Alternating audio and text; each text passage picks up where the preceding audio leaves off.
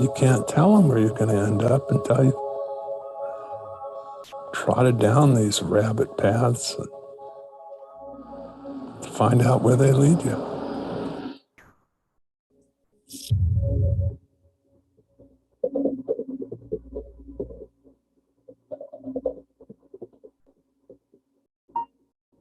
It was the 21st century's first act of biological terrorism that set me on my journey down this rabbit path. Making sense of that attack has taken me on a global odyssey, probing the darkest secrets of a dark world. And now back on African soil, I realize the enormity of this nightmare we have entered.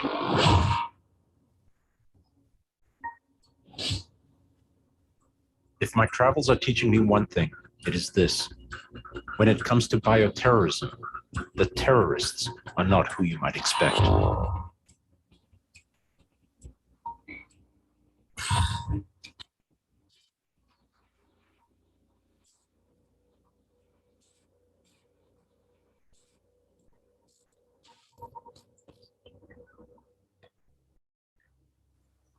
It came through the mail, just weeks after 9/11.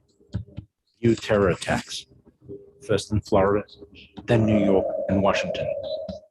Anthrax. It spread fear and panic through the nation. 2 media offices and a Microsoft office received letters containing anthrax. 1 man is dead, 2 people are being treated for the infection.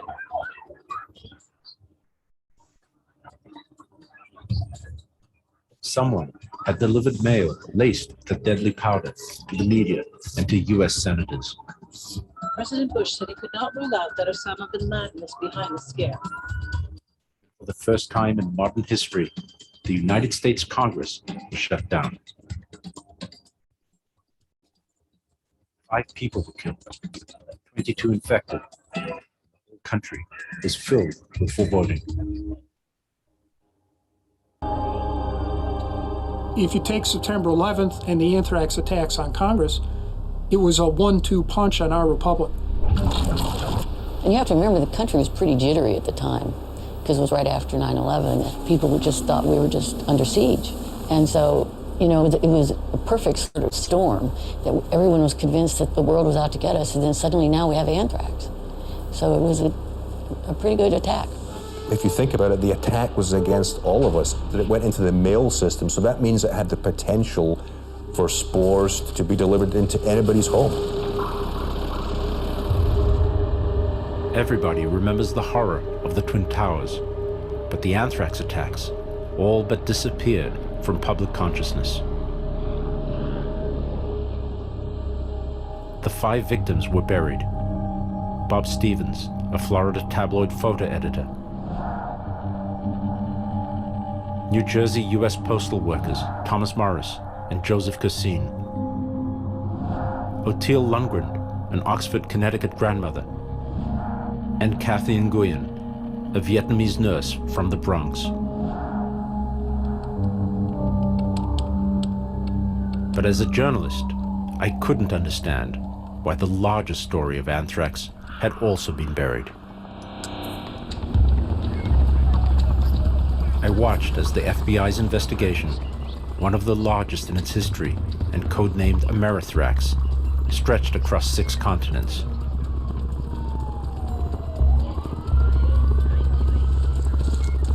It appeared the FBI was looking for a lone killer, and they soon zeroed in on a person of interest. An Army biodefense scientist named Steven Hatfill. I am not the anthrax killer.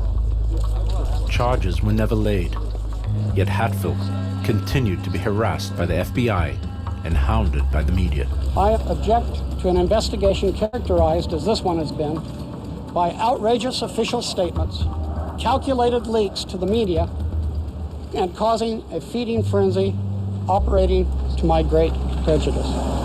Steven Hatfill sued, and in June 2008, the U.S. Justice Department settled out of court, paying Hatfill $5.8 million. The FBI's anthrax investigation seemed to have hit a dead end. But just 5 weeks after paying off Hatfill, the FBI announced they had their man. There is finally a suspect in the anthrax attacks. He worked for the government's anthrax lab, and unfortunately, he's dead. Because we believed that based on the evidence we had collected, we could prove his guilt to a jury beyond a reasonable doubt. His name was Dr. Bruce E. Ivins. Dr. Ivins dying Tuesday at Frederick Memorial Hospital in Maryland, reportedly after taking a massive dose of prescription Tylenol with codeine. His lawyer today asserting his client's innocent. With the suspect now dead, the FBI's case would never have to be proven in court.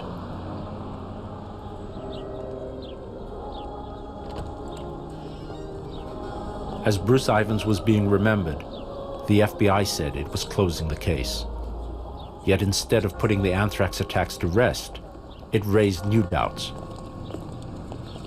He's dead, and they can close the case, and he can't defend himself. Nice and convenient, isn't it? Not only were experts asserting that the case against Ivins was circumstantial and the evidence inconclusive, but many had long questioned the FBI's insistence that the perpetrator had acted alone. If we read Sherlock Holmes or we read detective stories, you always say, who benefits, who had a motive? The lone gunman theory fits the needs of the FBI. Some madmen had basically stolen a small quantity of this or mixed it in his own house or whatever. He sent out a few letters and he is dead, so we don't need a motive. From day one, journalist Edward J. Epstein had challenged the FBI's single culprit theory, and now so did a target of the anthrax letters, Senator Patrick Leahy. I do not believe in any way, shape, or manner that he is the only person involved in this attack on Congress and the American people. I do not believe that at all. I believe there are others involved, either as accessories before or accessories after the fact. I believe there are others who can be charged with murder. The key to this case was the murder weapon, anthrax. Bruce Ivins worked with anthrax in one of the world's most secret military labs, the U.S. Army Medical Research Institute for Infectious Diseases at Fort Detrick in Maryland. Fort Detrick has a long history of working with anthrax. Big factory, germ factory. The U.S. biowarfare program was born here during World War II in response to fears about enemy germ weapons programs. It turned out the Japanese actually deployed these weapons against the Chinese in Manchuria. After the war, Fort Detrick was ramped up as Army scientists weaponized anthrax and other deadly germs. At the height of the Cold War, with the US and other major powers possessing enough biological weapons to wipe out the human race, the US moved to stop the madness. The United States of America will renounce the use of any form of deadly biological weapons that either kill or incapacitate. President Nixon's decision paved the way for the destruction of the world's stockpiles of biological weapons. The 1972 Biological and Toxin Weapons Convention outlawed bioweapons. Only defensive programs, like the one Bruce Ivins was working on at Fort Detrick, were allowed to use lethal germs to develop vaccines. Yet, what mystified many experts is that the anthrax spores in the 2001 letter attacks were apparently the most sophisticated weaponized anthrax ever seen. So how could a government scientist working in a military biodefense facility manufacture such anthrax without anyone noticing? One insider agreed to speak with me. Richard Spurzel, Fort Detrick's former deputy commander and senior biologist with the United Nations Special Commission in Iraq. Could one individual produce the powder that was used in the anthrax attacks?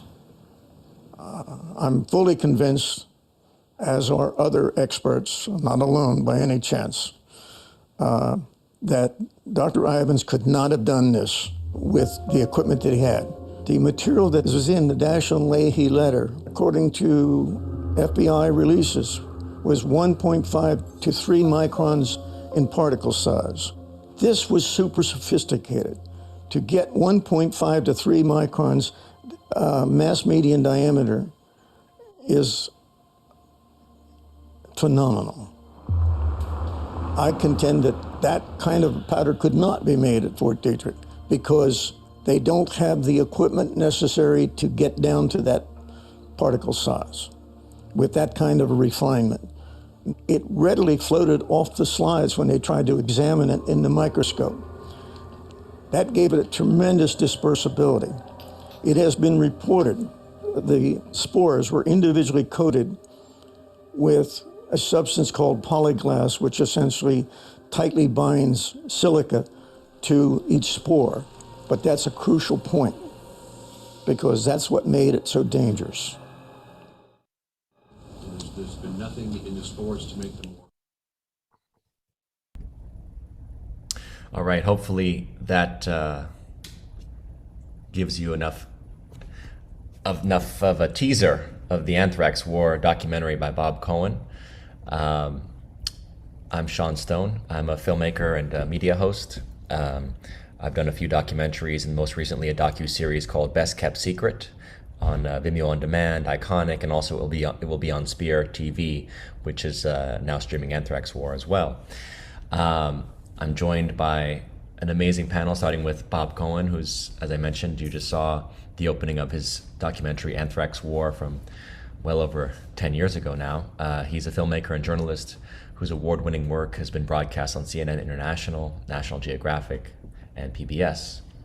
He did a book to amplify and clarify things within the Anthrax War documentary. The book is called Dead Silence, Fear and Terror on the Anthrax Trail, with co-author Eric Nadler, and they have more projects in the works currently.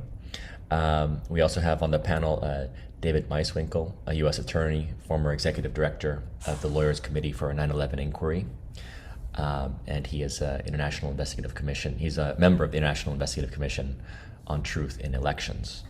And then we have Janet Phelan, who has been on the trail of the biological weapons agenda since the new millennium. Her book on the pandemic, At the Breaking Point of History, How Decades of U.S. Duplicity Enabled the Pandemic, has been published now by Trine. Her articles on this issue have appeared in Activist Post, New Eastern Outlook, InfoWars, and elsewhere. Educated at Grinnell College, UC Berkeley, and University of Missouri Graduate School of Journalism, Janet jumped ship from the mainstream media, and since 2004 has been writing exclusively for independent places. Her articles previously were in the LA Times, We Magazine, Orange Coast Magazine, and many other of the mainstream press. She is the author of the groundbreaking expose Exile and 2 books of poetry. So I will start with Bob, because you just watched the opening of his film, and I will let him speak a little bit about, in retrospect, where we are now. Obviously, actually it's over 12 years since you released that film. So Bob, go ahead and start us off. Thanks, Sean. And yeah, thank you to everybody who's joining us. Hope everybody can hear me okay. Sound just cut out on my end. But yeah, I just want to thank everybody who made this possible, that we can actually watch this film again after 12 years. It's been a while. And I know I want to acknowledge everybody who's joining us. And I guess we got people from all over the world, and from coming at this from sort of a lot of different perspectives. But it's really interesting that we're watching this at this particular moment now in time, and that even if I go back 12 years ago or 15 years ago, because the film actually began probably 2003, who would have known that we would be here today in this world where biological weapons may be part of what we're living today. And I say may because we don't know, and maybe we'll never know. But I think it's really important for us to revisit not only the anthrax attacks, but this whole world, this hidden world of biological weapons. And I didn't really choose to look into this per se, but what happened was I happened to be in New York City just after 9/11 when those anthrax attacks took place. And I wondered if there was some connection to the largest outbreak of anthrax in modern history. It took place in my home country of Zimbabwe, which was then Rhodesia, colonial Rhodesia. And I came of age at a time of a really brutal war to basically, it was a liberation war, but it was a war to protect Western interest globally. And biological weapons were used in that war. And I became aware of this. And so I found myself in New York City, and I wondered, was there a connection between the anthrax that happened in Rhodesia in 1979 and the anthrax attacks in the US? And began this journey and uncovering this sort of secret history of biological weapons. And it's a long history. Obviously, it goes back even further than what's in the film. It's a really old story. But one thing that I realized and that we realized as we made this film was that basically we were entering a completely new era. And the anthrax attacks and 9/11 had set the stage for this, where we were now genetically modifying weapons and basically unleashing a new arms race in biological weapons. And so that was something that in hindsight, even I didn't realize, what we were actually, the severity of it. And here we are, 2021, and we are living in a time of global pandemic that may or may not have been direct result of biological weapons. But what is sure is that this world of biological weapons research has proliferated, uncontrolled, and unregulated for at least the past 2 decades. And I think we have to start asking for more oversight. We have to start paying attention to this. And yeah, so I just wanted to say thanks again for this opportunity to watch this film again, and hopefully it becomes a springboard for more discussion, more questions, and more attention to this, and perhaps more understanding as we try to understand what's happening, perhaps the roots of the pandemic, and many other important questions that go way beyond that as well about where we're going with civil liberties and all sorts of things. So once again, thanks to everybody, and look forward to this great discussion.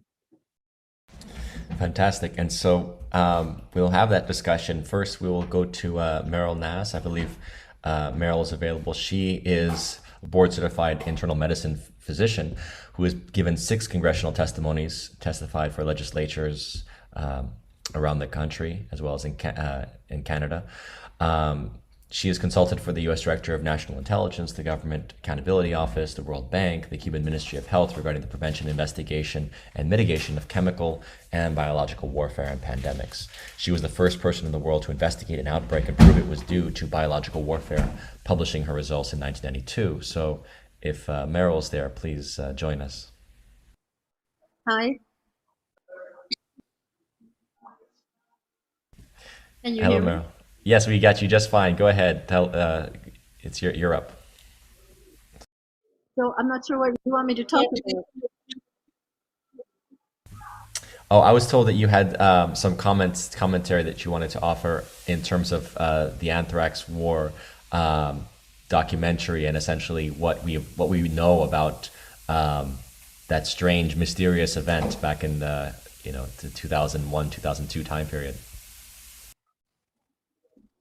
Well, what I think we know is that anthrax was obtained somehow It probably was not manufactured during the windows of opportunity claimed by the FBI during 2 weeks in September and October of 2001. It was probably obtained off the shelf, either from the United States or potentially from another country, and was placed into envelopes.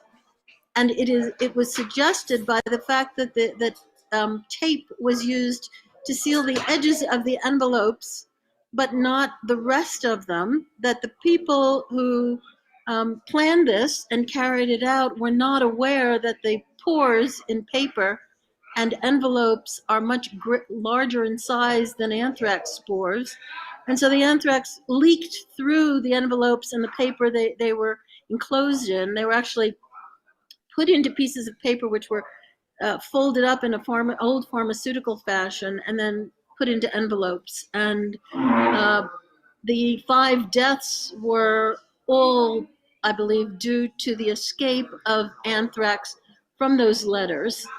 And so most of the people who developed anthrax were not all of the people who developed anthrax were not recipients of the letters, did not get the message inside that the letters contained anthrax and that penicillin or another antibiotic would have been effective in preventing their death had it been used early. So what that tells us is also that the people who planned and carried out the anthrax attacks in 2001 did not intend to kill people, but wanted to scare people, wanted to create a terrorist event, but they were not unwilling to kill people because there was always a possibility that there could be collateral damage. We're lucky that there were only 5 deaths. There were at least 22 total cases, and the rest of them were saved by the appropriate use of medications. So why was it done? It was done presumably for a number of reasons. There certainly, if you're looking backwards at what the motive may have been, you look at what the results were. The one result was to increase the amount of money spent on preparations for bioterrorism and biological warfare and pandemics by a great deal of money. So that spending by the US government alone has averaged about $7 billion a year. In addition to that, it gave people the mistaken idea that Iraq had something to do with the attacks on the United States. We knew that there were no Iraqis on the airplanes that hit the Pentagon or the World Trade Center, but we also knew that Saddam Hussein had anthrax. And so by using anthrax, it cast a light on Saddam Hussein. It was never proved, in fact, it was proven that the anthrax did not come from Iraq, but there were enough aspersions cast early on that the taint of Iraq never disappeared from the anthrax letters for most Americans that didn't delve deeply into it. There was also, of course, the ability to paint Muslims and the Middle East as a cause of problems, and that was then used to justify subsequent offensive US interventions in a number of Middle Eastern countries.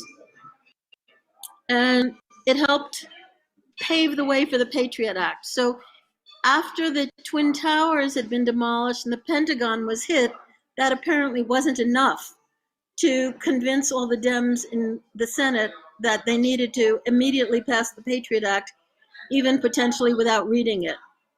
But once the anthrax letters were sent, and specifically one letter went to Senator Leahy and one to, I forget the other guy, but they had been part of what was holding up the Patriot Act. Once they got the anthrax letters, the Patriot Act went through like greased lightning.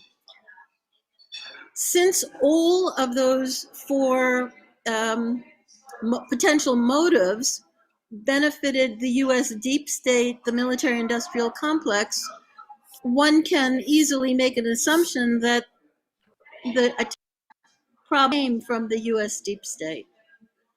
And I guess that's all I need to say at this point. Perfect. Thank you, Meryl.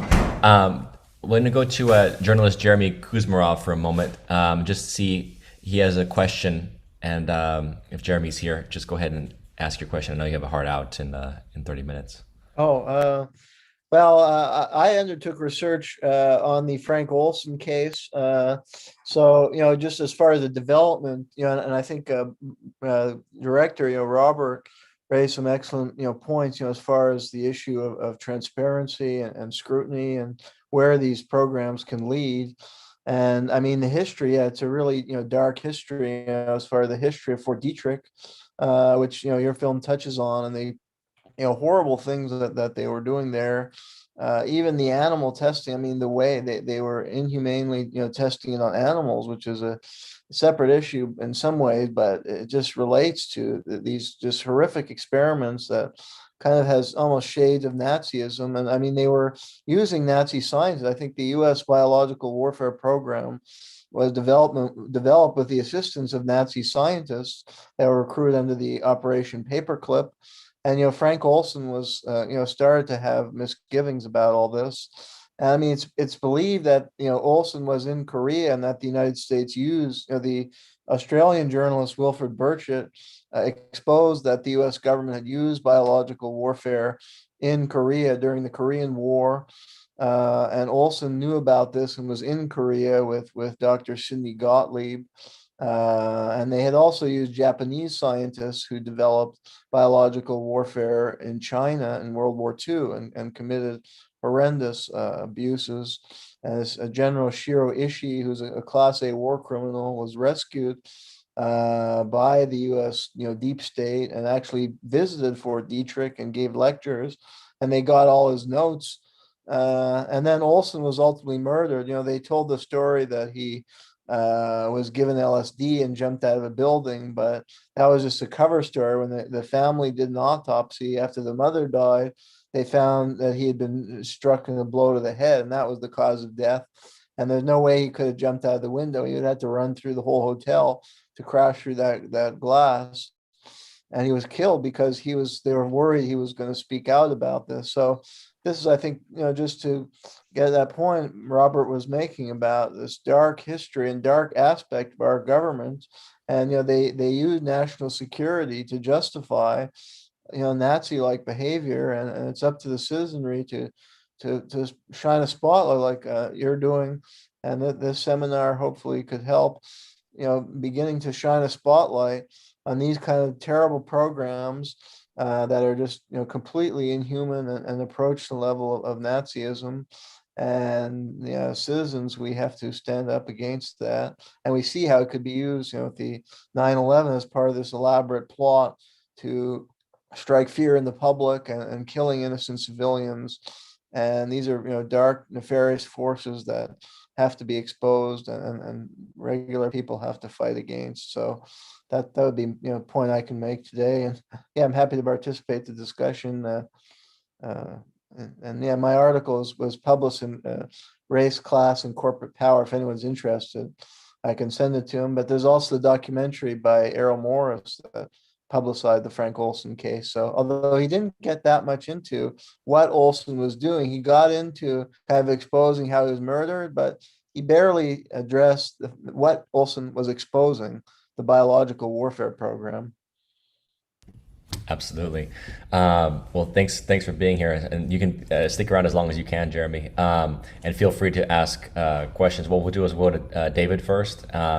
David, is there anything that you want to address in terms of the Anthrax War documentary, or your response to that particular case to start out? Sure. Dave Meiswinkle here. I'm former president and executive director of the Lawyers Committee. Now, the Lawyers Committee has done some excellent work here. I think it leads probably the country right now in trying to be proactive in reference to the anthrax attacks. Presently, before Congress is a petition for a new investigation that documents many reasons why. Recently, on September 10th, was submitted to the U.S. Attorney and Attorney General criminal charges that could be laid on specific organizations or individuals with reference to certain facts that the Lawyers Committee has addressed.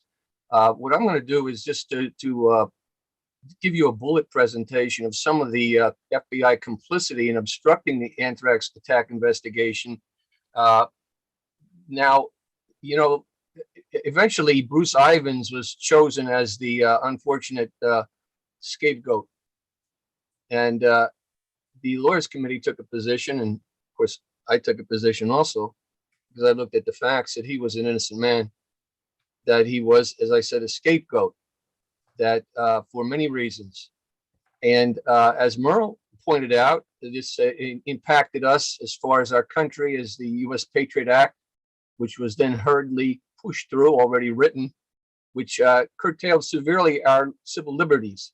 Today, we have to address that too with regards to COVID, because that's perhaps even more so curtailed our civil liberties. So we have these two bioweapon attacks. The anthrax was a bioweapon attack, and what some people would argue that the prevention of COVID is a bioweapon attack, and that the vaccine is even worse than the bioweapon.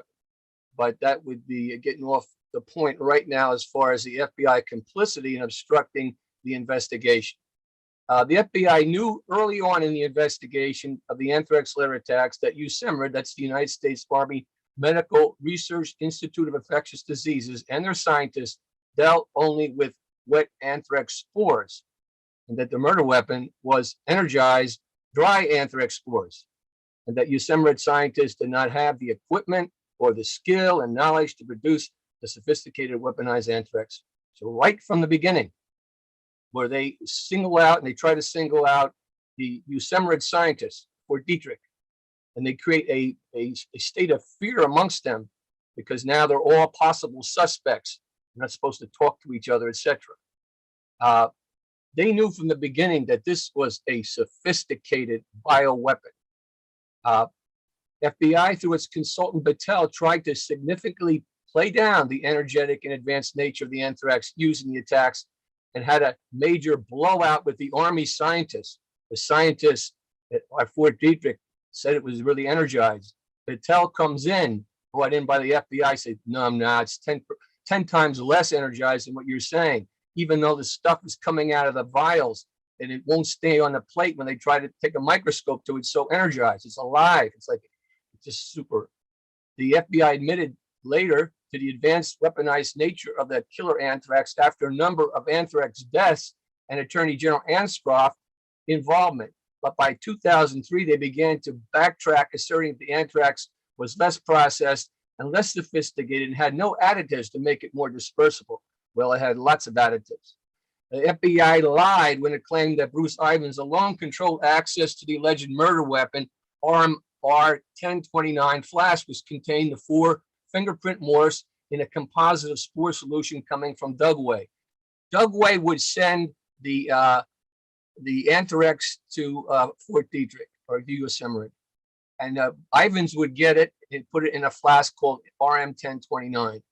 85% of the AIM strain was from Dugway. There was some contamination in there. Eventually, Ivins would fill it up so it'd be 100% from a mixture he developed called RMR-1030.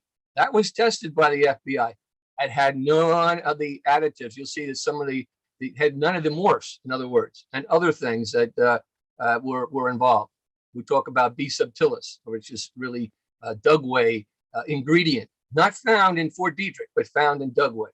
All right, so the 15% of the mixture was Bruce Ivins pure, no morphs.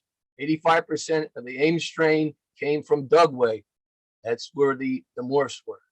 RM-29 flask was routinely stored in building 1425, where Bruce Ivins' office was, and in building 1412, where it was also stored and where numerous scientists had access. So one of the things they tried to say is that he acted on his own. He had total control and possession of this flask. Total lie. He didn't. Many scientists had. At Dugway, at Battelle, throughout Fort Detrick, everywhere. Hundreds had access to that flask. White House on the RMR-1029 receipt form may indicate a doctoring of the form to indicate that RMR-1029 flask was only stored in building 1425 when Bruce Ivins, and not in building 1412. There was a whiteout that was shown to us by Colonel Anderson. Colonel Anderson, or Anderson, was in charge of compliance for Fort Detrick. We made friends with him, or we made contact with him. He gave us numerous documents. We talked to him. He took an affidavit. You can find out on the lc4911.org affidavits from Colonel Anderson, from Colonel Pruitt, from Lieutenant Colonel Adamovich, and from Dr. Hank Heine, all saying that Bruce Ivins could not have been the anthrax killer, and why, right? All these documents. We had coming into to basically brief us Rick Lambert. For those who don't know, Rick Lambert, he was the head of the FBI inspector in charge of the Anthrax investigation. That's this investigation for 4 years. For 4 years. And he left because he was being obstructed himself. He told us that the work we did was the best he's seen to date. He told us there's a 2,000-page summary that he presented to the FBI when he got out of that program. 16 pages had to do with the exculpation of Bruce Ivins as the killer. He did not think that he was the killer. FBI arbitrarily maintained a lone wolf theory of killer despite two separate and different preparations of attack anthrax and complex, highly esoteric process that could not be carried out by a single individual, and two letters being sent within 2 days of each other to Tom Brokaw in New York City, 2 weeks prior to any public knowledge of the anthrax attacks and the death of Robert Stevens on October 5th from 1,000 miles away in St. Petersburg, Florida, and in Princeton, New Jersey, and where there was no proof that Ivins was in Florida or New Jersey at the time of the mailing. So what they tried to say is they lock him into a lone wolf. Okay, a lone wolf. They can't prove that he is ever mailing things either from Trenton or from Princeton, let alone down in Florida. Within 2 days, Tom Brokaw gets two letters, two different, both basically attack letters, but one has the virulent anthrax in, the other it's not anthrax, whatever it is. It's a dummy. Two separate mailings. They don't like to address that they seem to be somebody else involved here. And the timing is significant because no one knows that we're under attack with anthrax. Bruce Stevens hasn't died yet. Hasn't died October 5th. These mailings went out around September 18th and September 20th.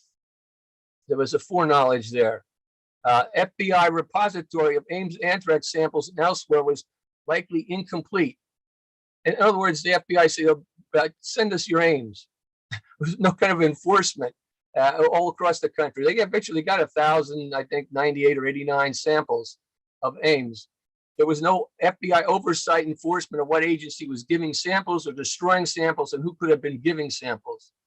The National Research Council 2001 report issued after the FBI closed its investigation made it clear there was no valid scientific basis for the FBI's case against Bruce Ivins. What the FBI said, they emphasized the science, this new science, these magical morphs. The problem is they were taking some heat, so they farmed it out to the National Academy of Science, who gave it to their arm, the NRC, to investigate. Before the conclusions could be reached by those agencies, Bruce Ivins had unfortunately died on July 28th of 2008, almost like 7 years after the event. He dies. And what happens is that once he passes, they decide that they're going to close the case. They close it. And then what happens is that the NRA comes out, and NRC comes out with the report and says that there's no clear scientific basis for the FBI's case against Bruce Ivins. Now, this was repeated by the GAO, the Government Accountability Office, that did the same thing. They found that the FBI methods did not support the level of certainty that the FBI attributed to its anthrax sampling and analytical results. This was their main handle on Ivins being convicted, the science. And it was disputed after the case was closed by the NRC, by the National Academy of Science, by the GAO, the Government Accountability Office. At this time, Senator Leahy wanted an investigation. Senator Grassley wanted an investigation. Leahy was one of the people that was attacked.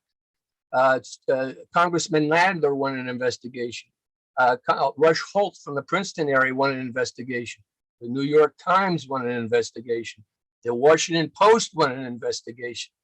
Nobody at Fort Detrick believed that Bruce Ivins was the killer. When he was buried, at his funeral, hundreds of people were there. The accounts were there was not a dry eye. Everybody was crying because the guy was a decent guy. He worked with the Red Cross. He played at parties, his piano.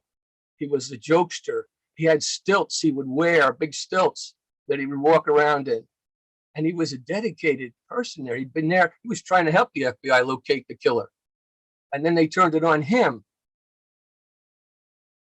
The NRC reported that, okay, as I mentioned, there was not sufficiently validated or statistically reliable. It was not possible to reach a definitive conclusion about the origins of attack anthrax using the mailing.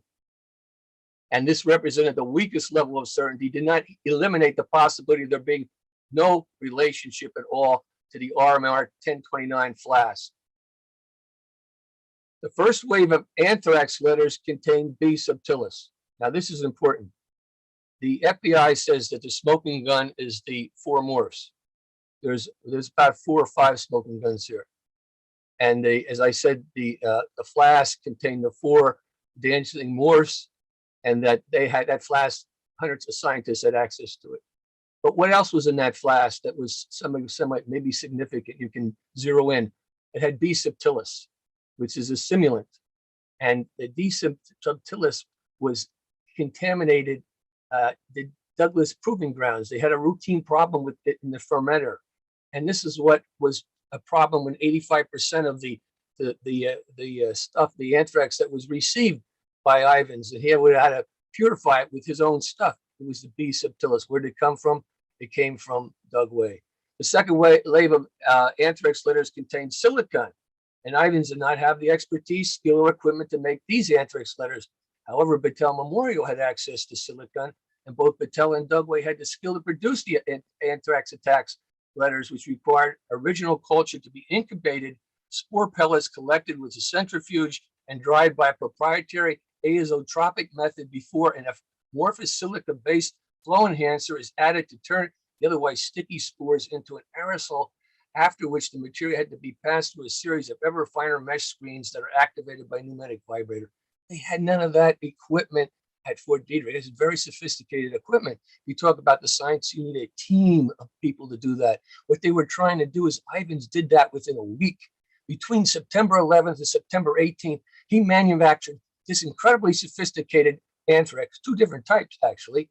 And then within the same time, before the second attack, which went out about October 8th or 9th, he did the same thing within a week. The attack anthrax that the senators got, that Senators Daxel and Leahy, was a million. I'm sorry, it wasn't a million, and it wasn't a billion. It was 1 trillion spores on a gram. 1 trillion spores in a gram. That's why I say this is alive. And why it was so dispersible was because it was, as Richard Spurzel said in the part of the documentary that was filmed, he was the assistant commander at Fort Detrick. It was like polyglass. You can imagine this being so fine. This is nanotechnology, so sophisticated, and then it's covered with a silicon. So, and the electric charges are removed so that it doesn't clump together. It's like a gas. That's why it's leaking out of the envelope. And no one in this country had seen anything like it. Nobody. And they're trying to say that Bruce Ivins and Fort Detrick, that doesn't even have access to this dry, powdered, sophisticated, refined, or the equipment, was the culprit. The FBI ruled out numerous other suspects, but arbitrarily defined the window of opportunity, as I mentioned before.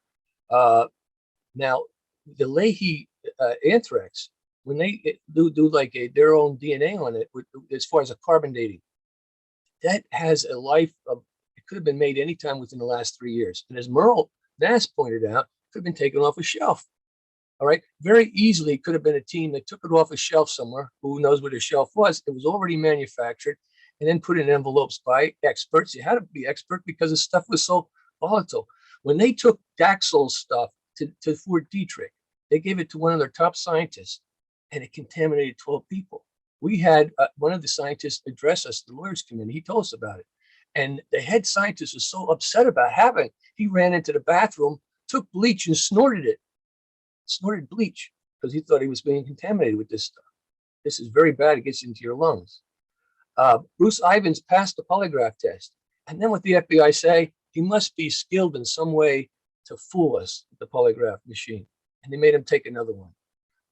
Now I have a number of these. I could keep on going through the bullets, but I don't want to take all the time. I've taken up more time than I thought I would take up. But as you go through it, the bottom line is that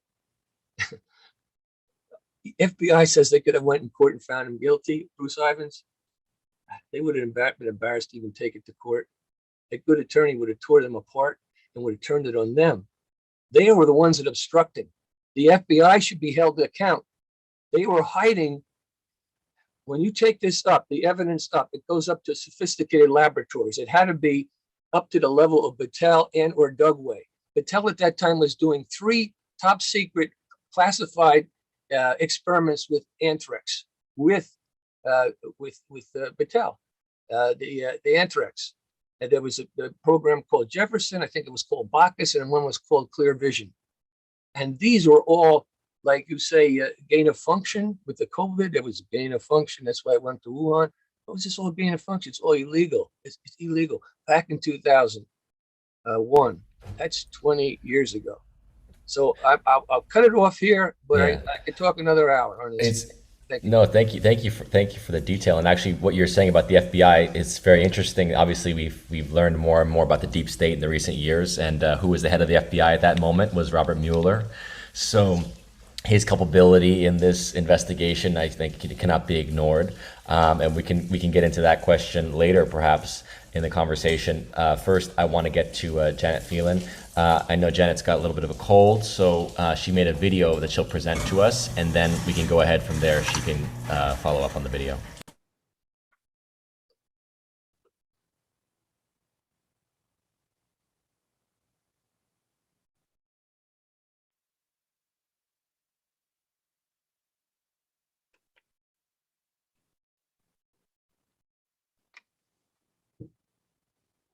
My name is Janet Phelan. I'm a journalist and author of At the Breaking Point of History, How Decades of U.S. Duplicity Enabled the Pandemic. The primary thesis of this book is that the COVID pandemic did not just pop up in late 2019, but was in fact planned for decades. Pursuant to this perception, we must travel back in time to the anthrax attacks of 2001 and pick up the trail actually from there. As we know, following the events of September 2001, the US Congress rushed to pass a piece of legislation called the USA Patriot Act, which was ostensibly to protect the country from further attacks on US soil. In fact, the media failed to inform us of a critical and shocking inclusion in the USA Patriot Act, which was Section 817, the expansion of the biological weapons statute. And in this rather shocking piece of legislation, the US gave itself immunity from violating its own biological weapons laws. Now, what does this possibly mean? And what does this possibly mean? And how can we explain the fact that we were not told? The media failed to inform us about this, and we did not understand, therefore, the inclusion and the significance of this piece of legislation. Simply enough, by passing Section 817 into law, the US de facto thumbed its nose at the international treaty known as the Biological Weapons Convention, which prohibits the development and stockpiling of biological weapons by state parties to the convention. So, in pursuit of a greater understanding of what this all meant, I twice traveled to Geneva, Switzerland to attend the Biological Weapons Convention.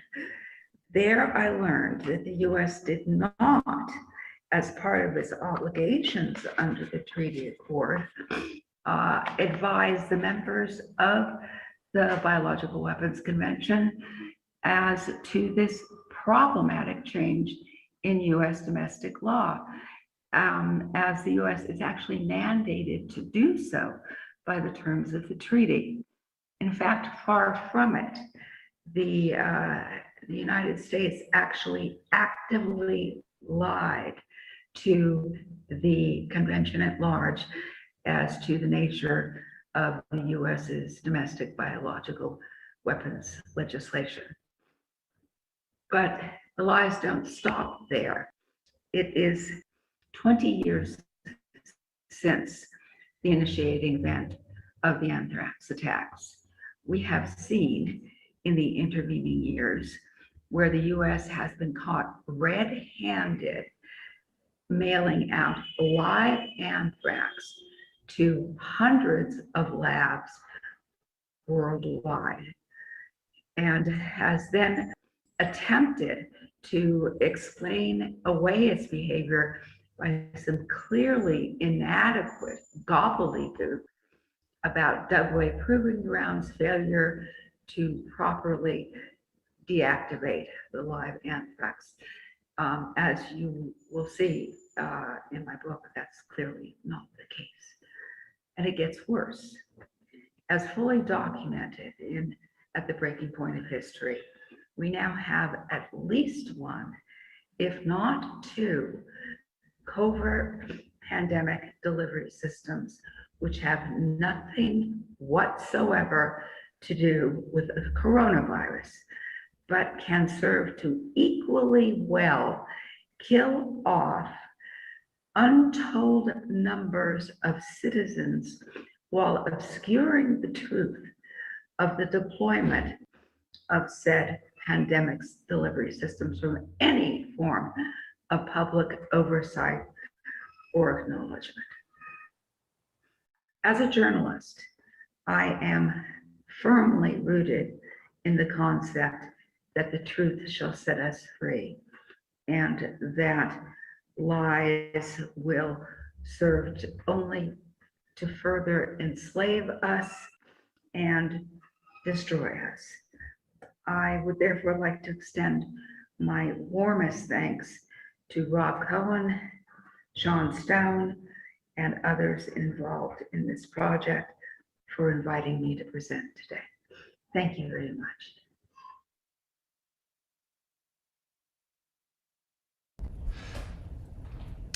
Okay, so Janet, were you wanting to add something to that right now or later on?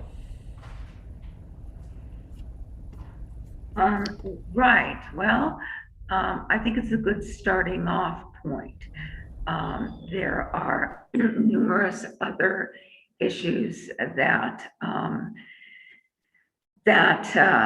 are absolutely, I think, imperative for us to understand and to discuss, relevant to the connections between what happened in 2001 with the anthrax attacks and what is happening today. But I think that this very likely provides a good starting off point for our discussion on this. So if there are any questions, I'd certainly like to be able to field them. Thank you. Absolutely, and yes, we will show. Actually, there are some direct connections, but before then, first we'll show the books that we've all written. Bob's book, Janet's book, and my book, I guess, will be shown to the audience so that they can get copies of the books that will give them better detail and context. There's Anthrax War. Dead Silence is the name of that book. At the Breaking Point of History is Janet's book. And there's The New World Order, which is my book about the greater agenda at play here. So let's go to Harley Schlanger. I think has a question, a comment and a question. I'll go to you, Harley, and then I have another question myself. Yes, thank you, Sean, and thanks for the invitation to participate in this discussion. You know, throughout the Anthrax War film, a name of the British Chemical and Biological Warfare Laboratory came up on several occasions, Porton Down. Now, according to British media, Porton Down scientists claim there was an anthrax experiment on a London train in 1963. There's no secret that Porton Down continued experimental work with anthrax and continued to develop their capabilities. Now, Porton Down has become the go-to agency in looking at chemical and biological warfare today. They've been providing certification in a number of what I would say are obvious false flag cases.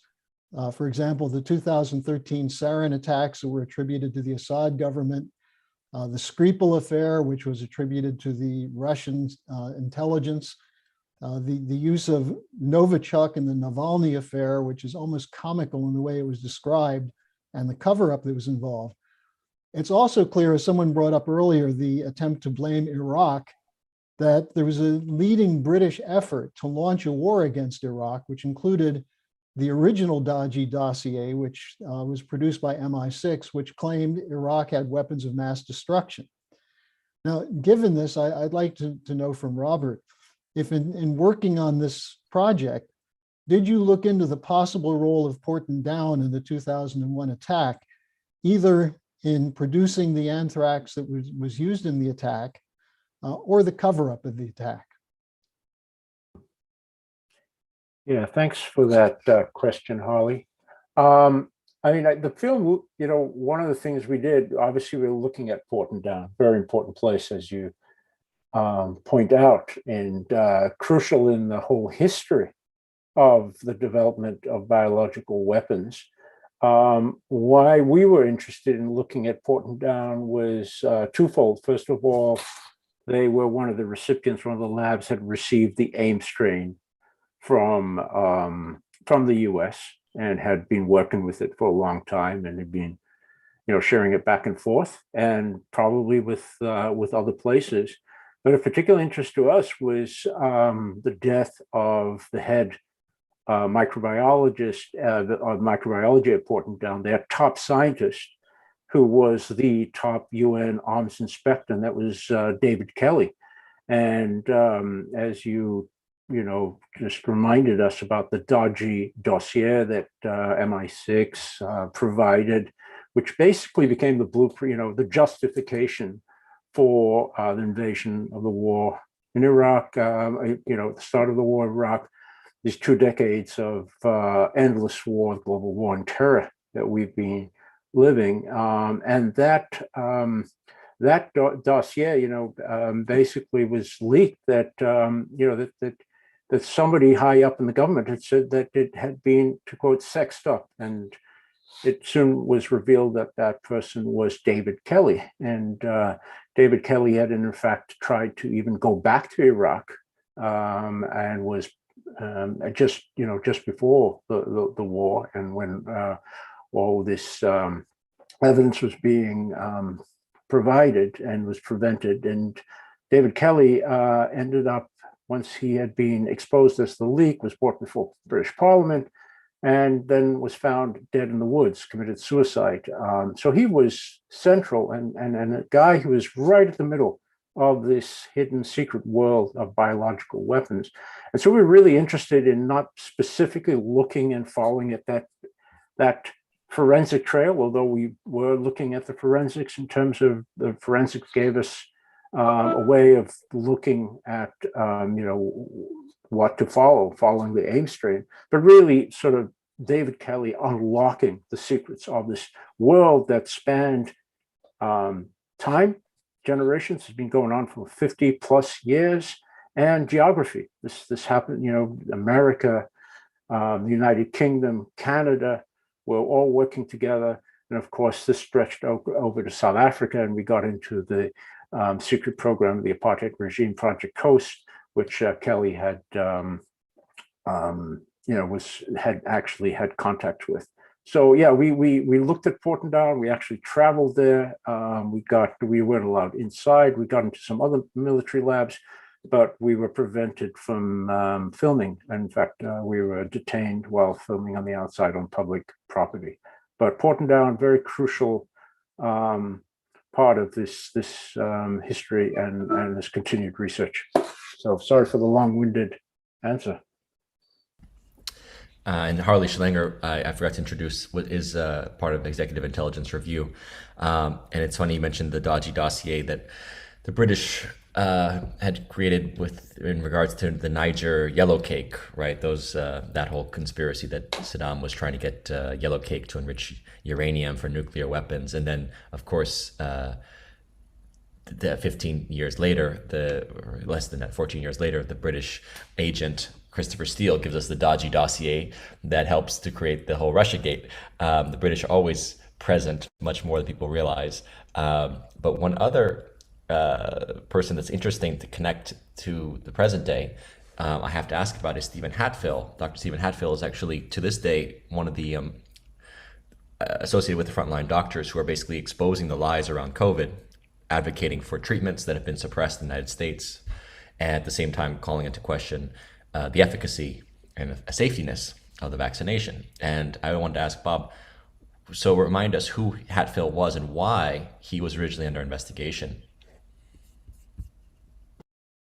Yeah, Steven Hatfill. I mean, it's an interesting one. So it turns out that Steven Hatfill was part of this world and had connections going back to it for a long time.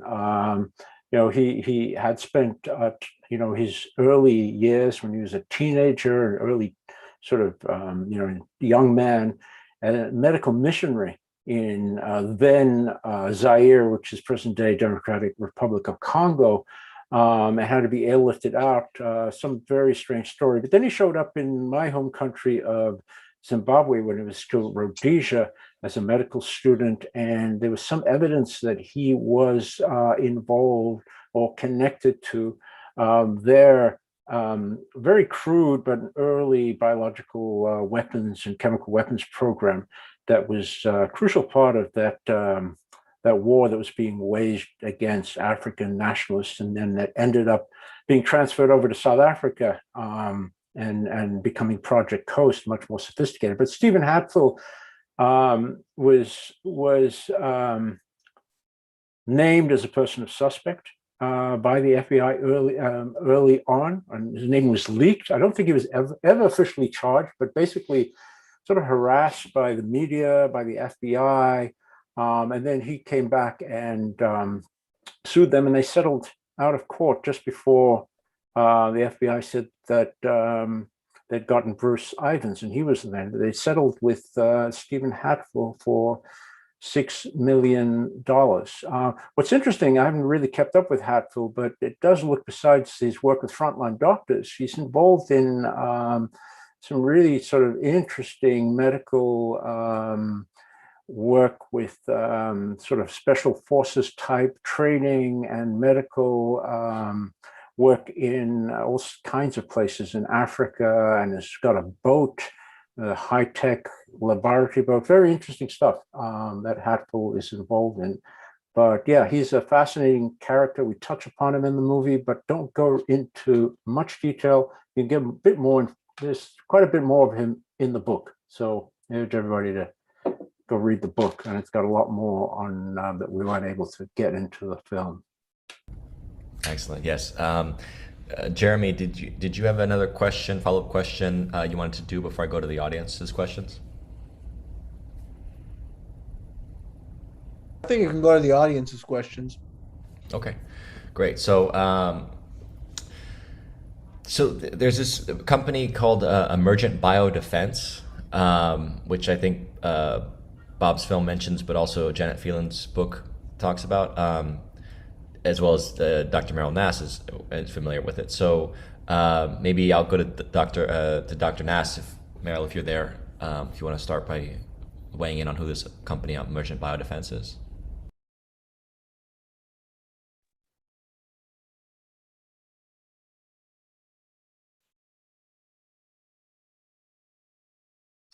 Am I on, or is it Merrill? Well, if we don't have Meryl right now, Okay. I'll have So- Bob start and then Janet. Okay. Yeah. So in fact, it's Emergent Biosolutions, and they actually started off as something called Bioport, and Bioport, with the original name of the company, had the monopoly on the anthrax vaccine, and Bioport changed their name to Emergent Biosolutions, and basically the anthrax vaccine had become mandatory for all U.S. servicemen, first responders, and there was a lot of questions about that contract. It was a no-bid contract that they'd received.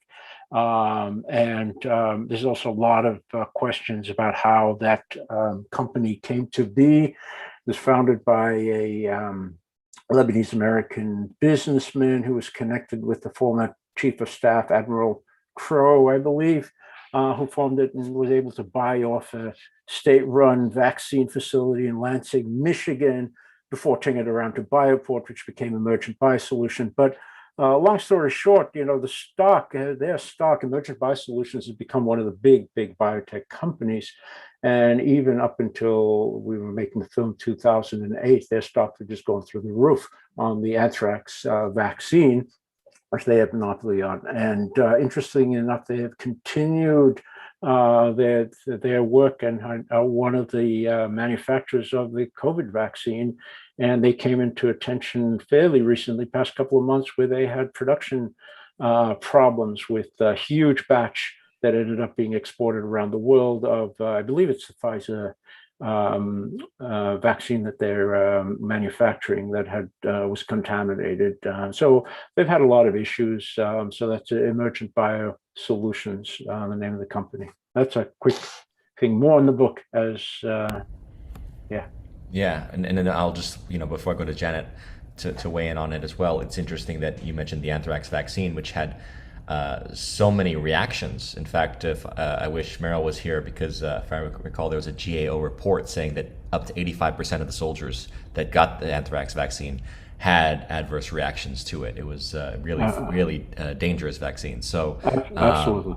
Again, corollary to actually at the time they were trying to force it to everybody, and then because of the reactions, there was actually an ability to diminish the rollout, so that it was only given to those who were in high risk anthrax zones, essentially, so that they didn't give it to all the soldiers after there were so many reactions. But Janet, can you weigh in on this company? Yes, a bit. It's my understanding that Emergent Biosolutions is configured as a private company, but is heavily funded by the U.S. government. So there is a sort of program in place whereby pharmaceuticals companies are set up as ostensibly as private companies, but are receiving the lion's share of their funding through government contracts. And I believe that this is the case with the Emergent Biosolutions. That's just basically what I wanted to add. Excellent.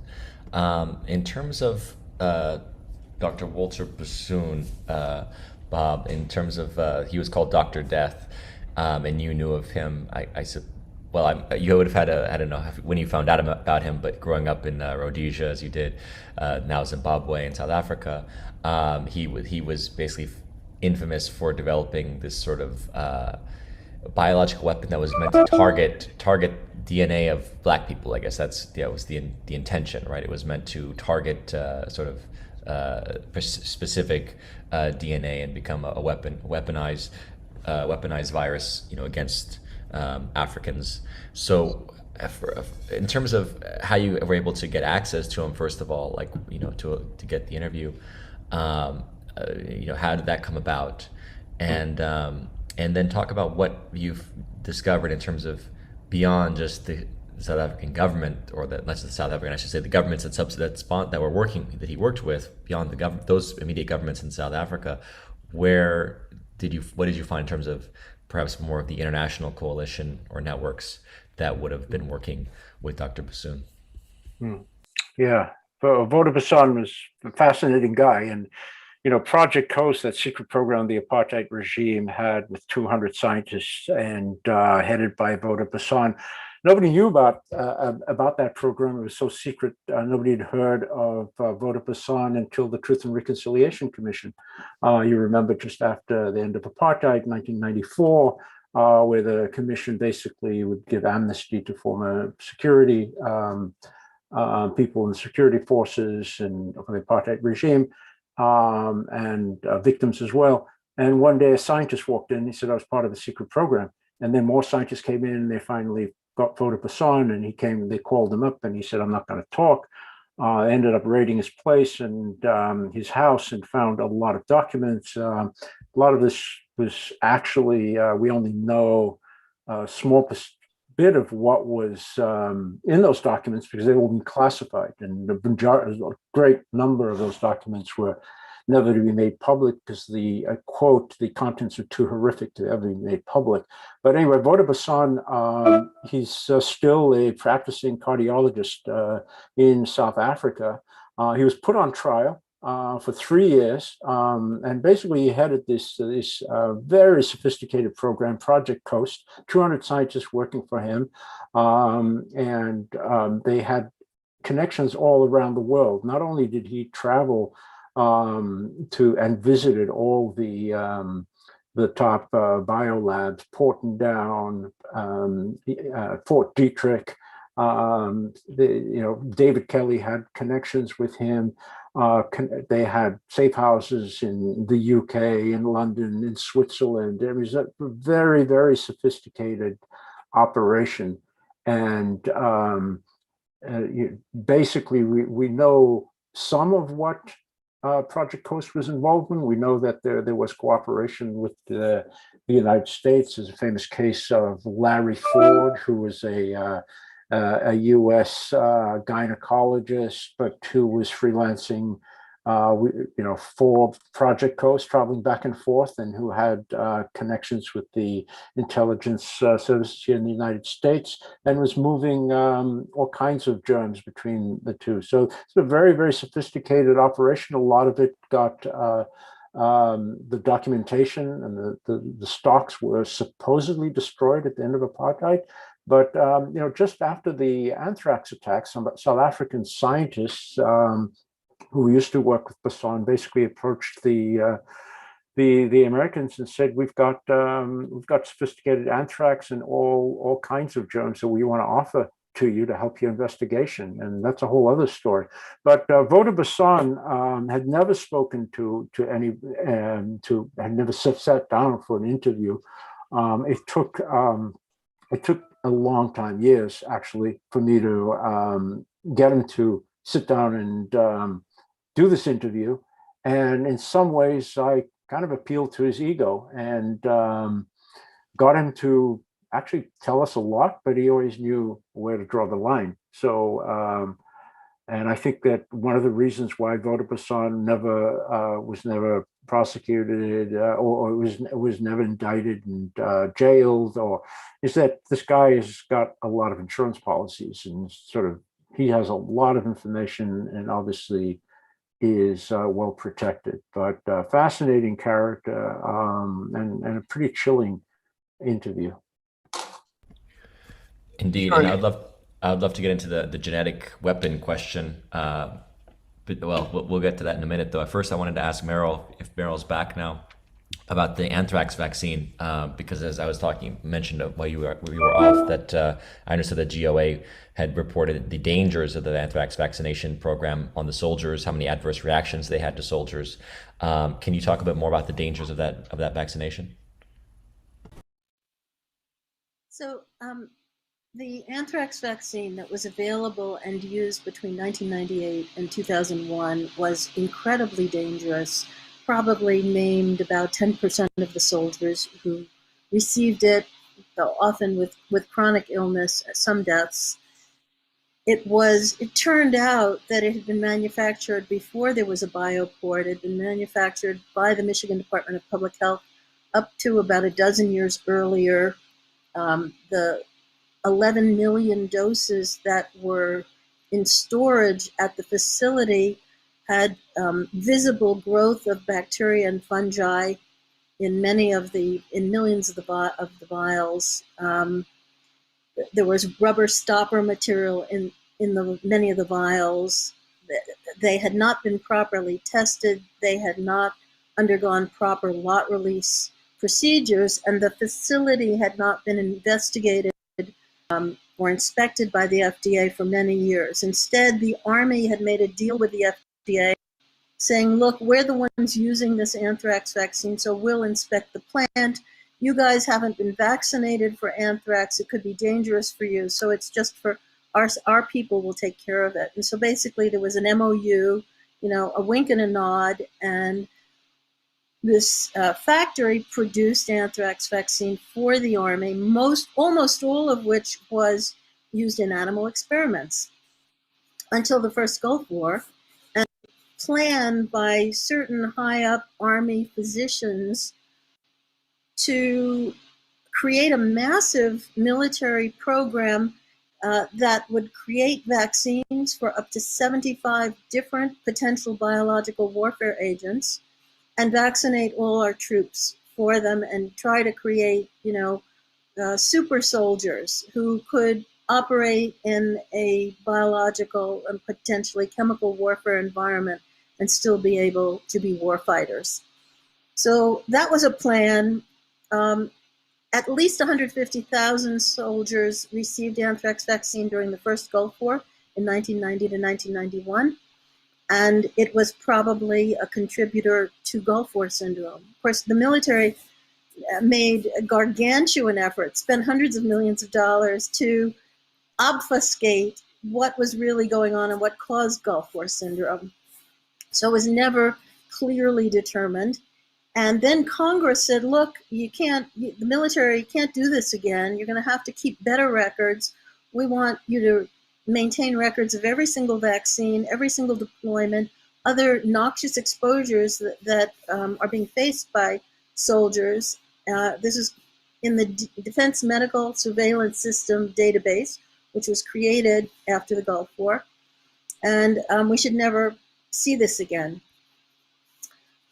So between 1991 and 1998, again, mainly anthrax vaccine just went into animal experiments. But because they had a stockpile of 11 million doses, and it was desired to create this huge program of vaccinating every soldier against many, many biological warfare agents, it was decided by some of the higher ups that they could start with anthrax and smallpox vaccines because those were the only two vaccines that were already licensed and could be used as for biological, against biological warfare agents. So in March of 1998, they started this program to vaccinate all soldiers with anthrax vaccine. But when FDA heard about it, they said, wait a minute, we've not inspected this probably over 10 years. We don't know much about this vaccine before you give it to 2.5 million people. They must have known something. They must have known there was a problem. They said, we're going to inspect. And they went in November of 1997, shut the plant down, and quarantined 9 of the 11 million doses on the spot.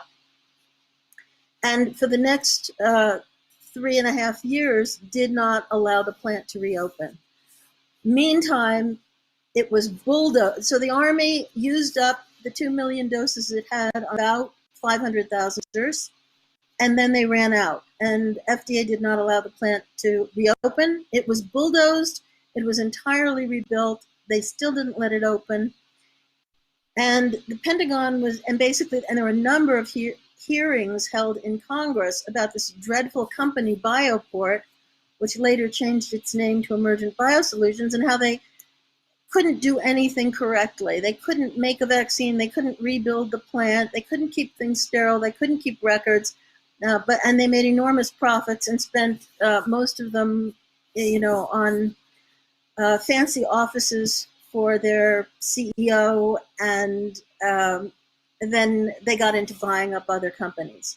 So their only product was anthrax vaccine for a number of years, and they made a fortune on it, even though it couldn't be used. It was never approved by FDA until the anthrax letters.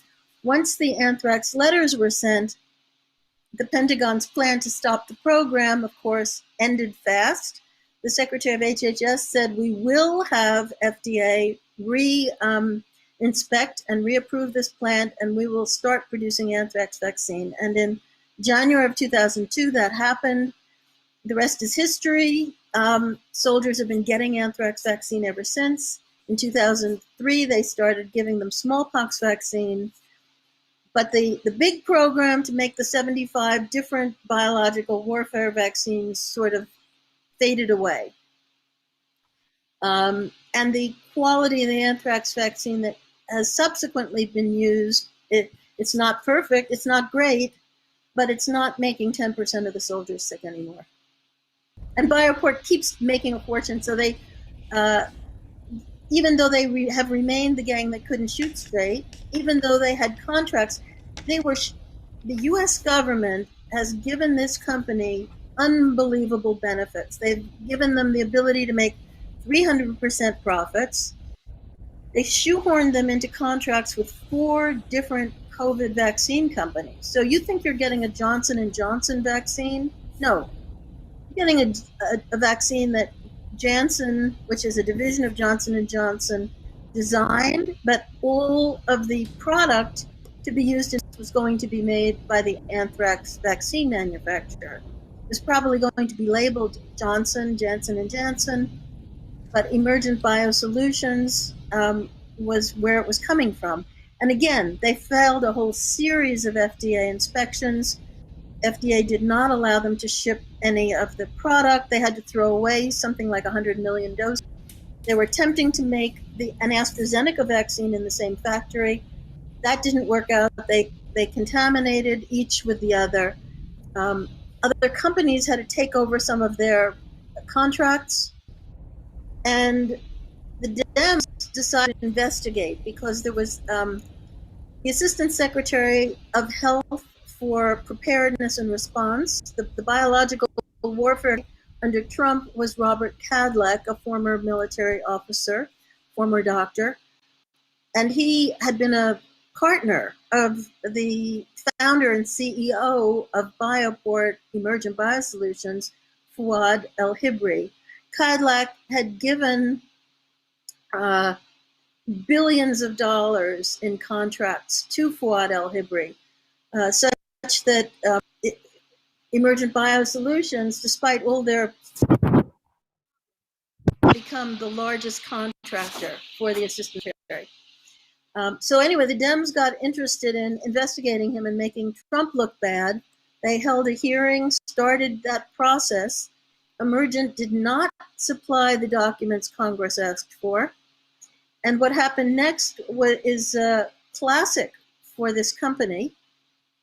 They got a lot of money in new contracts from the Biden administration. A new Biden Assistant Secretary for Preparedness is giving Emergent contracts. There must be, enormous facts involved in these contracts. And so the Dems are now, of course, never going to investigate them again because they will be tarred just as Trump's people would. And in the meantime, Emergent Biosolutions has bought up a number of other products and vaccines. So they own the cholera vaccine, the what's it called? Anyway, they own the smallpox vaccine now in the United States,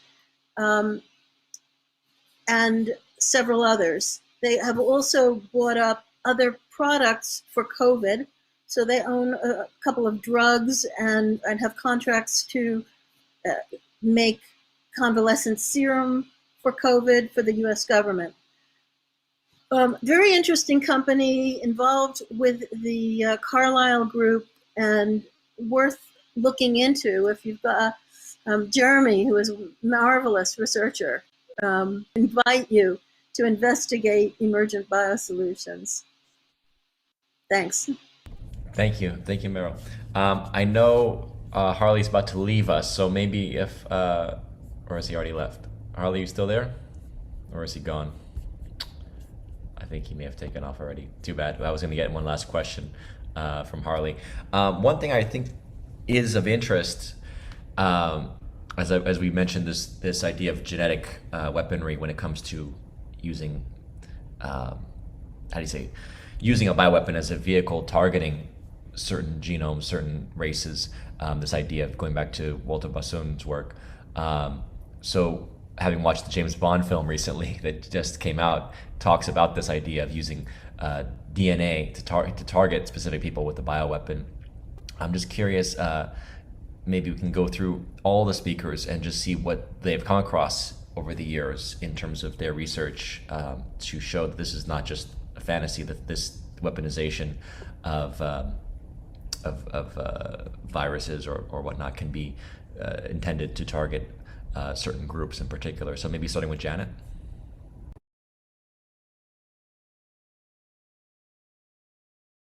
Sure. Actually, my understanding that the way that DNA weapons work is that you can either target a racial group, or you can target an individual based on his or her own genetic makeup. And there is a whole section in my book where I go into some of the US's actually obsession with genetic weapons. And pursuant to doing the research there, it became clear to me, first of all, there were WikiLeaks cables released a number of years ago when Hillary Clinton was Secretary of State, in which you had her directing embassy officials to covertly grab the DNA of foreign officials. There was obviously some reasons behind this.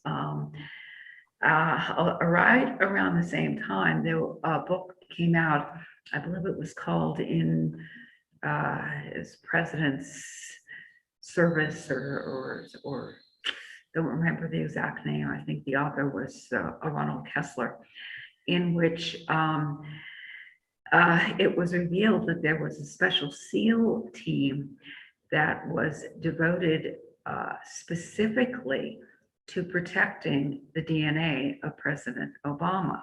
So this SEAL team would scurry around after Obama at, for example, state dinners, and make sure that foreign officials did not grab any of the implements or the glasses or so forth that might have had Obama's DNA, because they were concerned enough about the weaponization, potential weaponization of DNA, that they did not want their president to be inflicted with this. So there are further indications having to do with the US's obsession with DNA. There have been a number of laws passed allowing for the taking of newborn DNA. The FBI certainly maintains the database of either convicted criminals or those charged with crimes who are now subject to DNA retrieval. So there's really quite a bit going on right below the radar on this. So I think that's what I'd like to say about that. Thank you. Dave, might you have in your research have any insights onto this? Sure, I do. In reference to a custom-made disease, particularly directed to a particular individual I don't know about, though I've heard possibly. But even before the anthrax attacks in 2001, if you look at the work of Robert Strecker or Alan Cantwell in reference to AIDS, AIDS was a bioweapon It was directed at the African population through the smallpox vaccine. I think that's fairly well documented now. That cost the lives of tens of millions of people. Most of them were African American, not African American, African. They were Black people. They were heterosexual. And then the AIDS was also transmitted through beginning in New York City at the blood banks there with experiments that had to do with hepatitis B vaccine. And they had to decide on whether they were going to do it with prostitutes or IV drug users or gays. And they chose a group of gays that had to be promiscuous between 20 and 40, mostly white, mostly educated. And they thought they were getting into a trial that was going to help prevent hepatitis B. And my understanding is that I think the records have been sealed as far as the results, but the results were pretty damning. At least the last time I heard, where most of them, a good part of them, were dead because of AIDS. So we don't necessarily think of it like that, but if you get behind the scene and start looking at this bioweaponry, it probably did not begin, certainly with the anthrax attacks of 2001. It was going on a long time before that. This was a disease or a virus that attacked the T cells. It's your immune system. And there's a lot of work that has been done and piled up in the archives that you can actually check that out. There's a book that came out in 2019 called Bitten, and it's about Lyme disease. So we probably all know people that have Lyme disease. And when we grew up, that didn't exist, Lyme disease, right? I grew up in the mountains of Pennsylvania. I was always hiking up there. And most you ever heard of was Rocky Mountain spotted fever. Lyme disease, according to the book, is a bioweapon also. There's people like Professor or Dr. Horowitz that talks even about Ebola, and he talks about the AIDS. So if we're talking about anthrax and we're talking about COVID, we probably should be eventually talking about the whole bioweapons industry, all these Frankensteins that are being created. As Francis Boyle, who actually drafted the treaty, the bioweapons treaty for the United States, he's an eminent a professor and attorney out of Chicago. He calls them Frankenmonsters. All right, so that's something to consider. So it doesn't surprise me that they would be using this incredible science to undermine human beings. Instead of elevating mankind, they do the exact opposite. Now, I wanted to just mention, because I don't know if we'll be going around, but I wanted to just ask Robert and Janet, because I know Janet did some article on this, and Robert mentioned the key, David Kelly's death. And that David Kelly's death was not necessarily isolated, because I understand that there was I think Nikita Pasternak, who was a Russian defector. It was one of the top scientists in Russia. He died mysteriously, and the family was very upset about his death, which was in 2001. And then there was other doctors that died. Their names, Richard Holmes, I think, and Larry Ford, I think Janet covers in one of her articles. These are doctors. And I think there was doctors even in Australia, all around the world, that were microbiologists that were dying around the same time. So I was wondering what you think was behind that. Why in particular were these doctors or these scientists all working, I think, in this area of anthrax or bioweaponry, all being killed at one time or around the same time? And I don't know how you want to insert that into the program, or if you just want to ask it now. I think let's go with that. Bob and then Janet. Yeah. This issue of the genetic weapons for sure, it definitely came up in the film. We have Dr. Voda Bassan, who talked quite openly about developing a bioweapon that would attack African women and make them sterilize them. And so he talked very openly about this, and this, we have to remember, this was back in the 80s, and then since then there have been huge advances in terms of genetic engineering and the like. So yeah, absolutely, something that's of huge concern. And many people we talked to in the film, many scientists were extremely worried about that. For instance, Malcolm Donville, who is one of the top guys who've been looking at bioweapons and the Convention to Prevent the Proliferation of Biological Weapons. We interviewed in the film, and he lays it out, and he says, we're at a crossroads right now, and we have a choice. These huge advances, they could be put to good use, or they could be put to really, really scary stuff, and we're not sure if we can stop that from happening.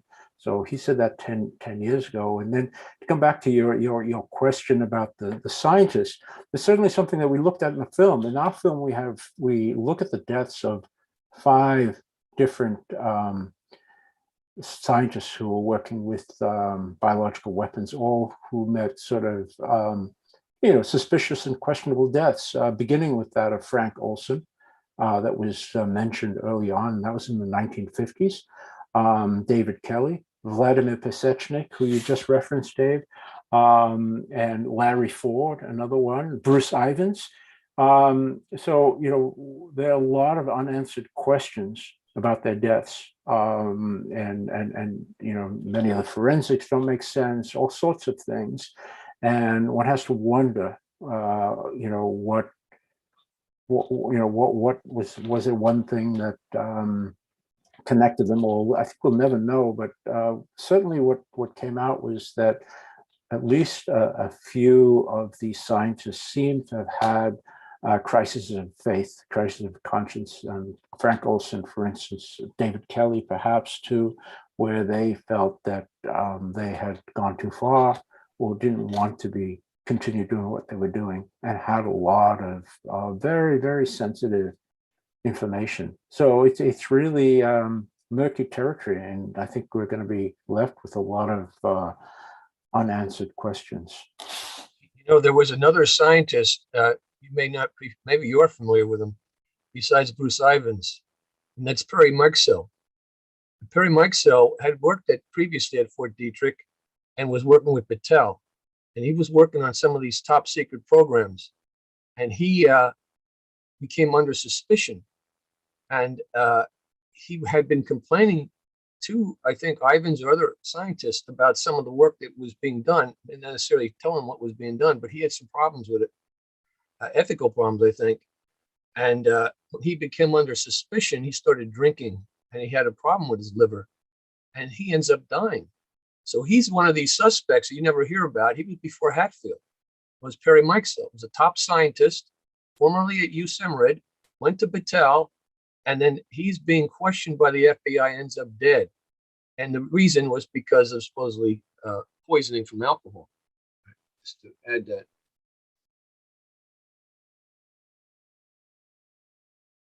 Janet, you want to jump in with any comments about both? Well, I guess you talked about the genetic weapon, but to answer Dave's question about the deaths.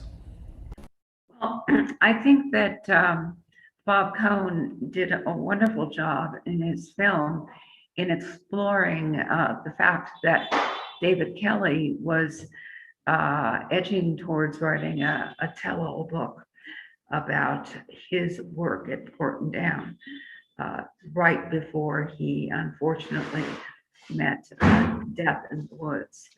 And I'd also like to point out that at least up until 2016, a website, stevequayle.com, was dedicatedly recording the deaths, the suspicious deaths of biological weapons scientists.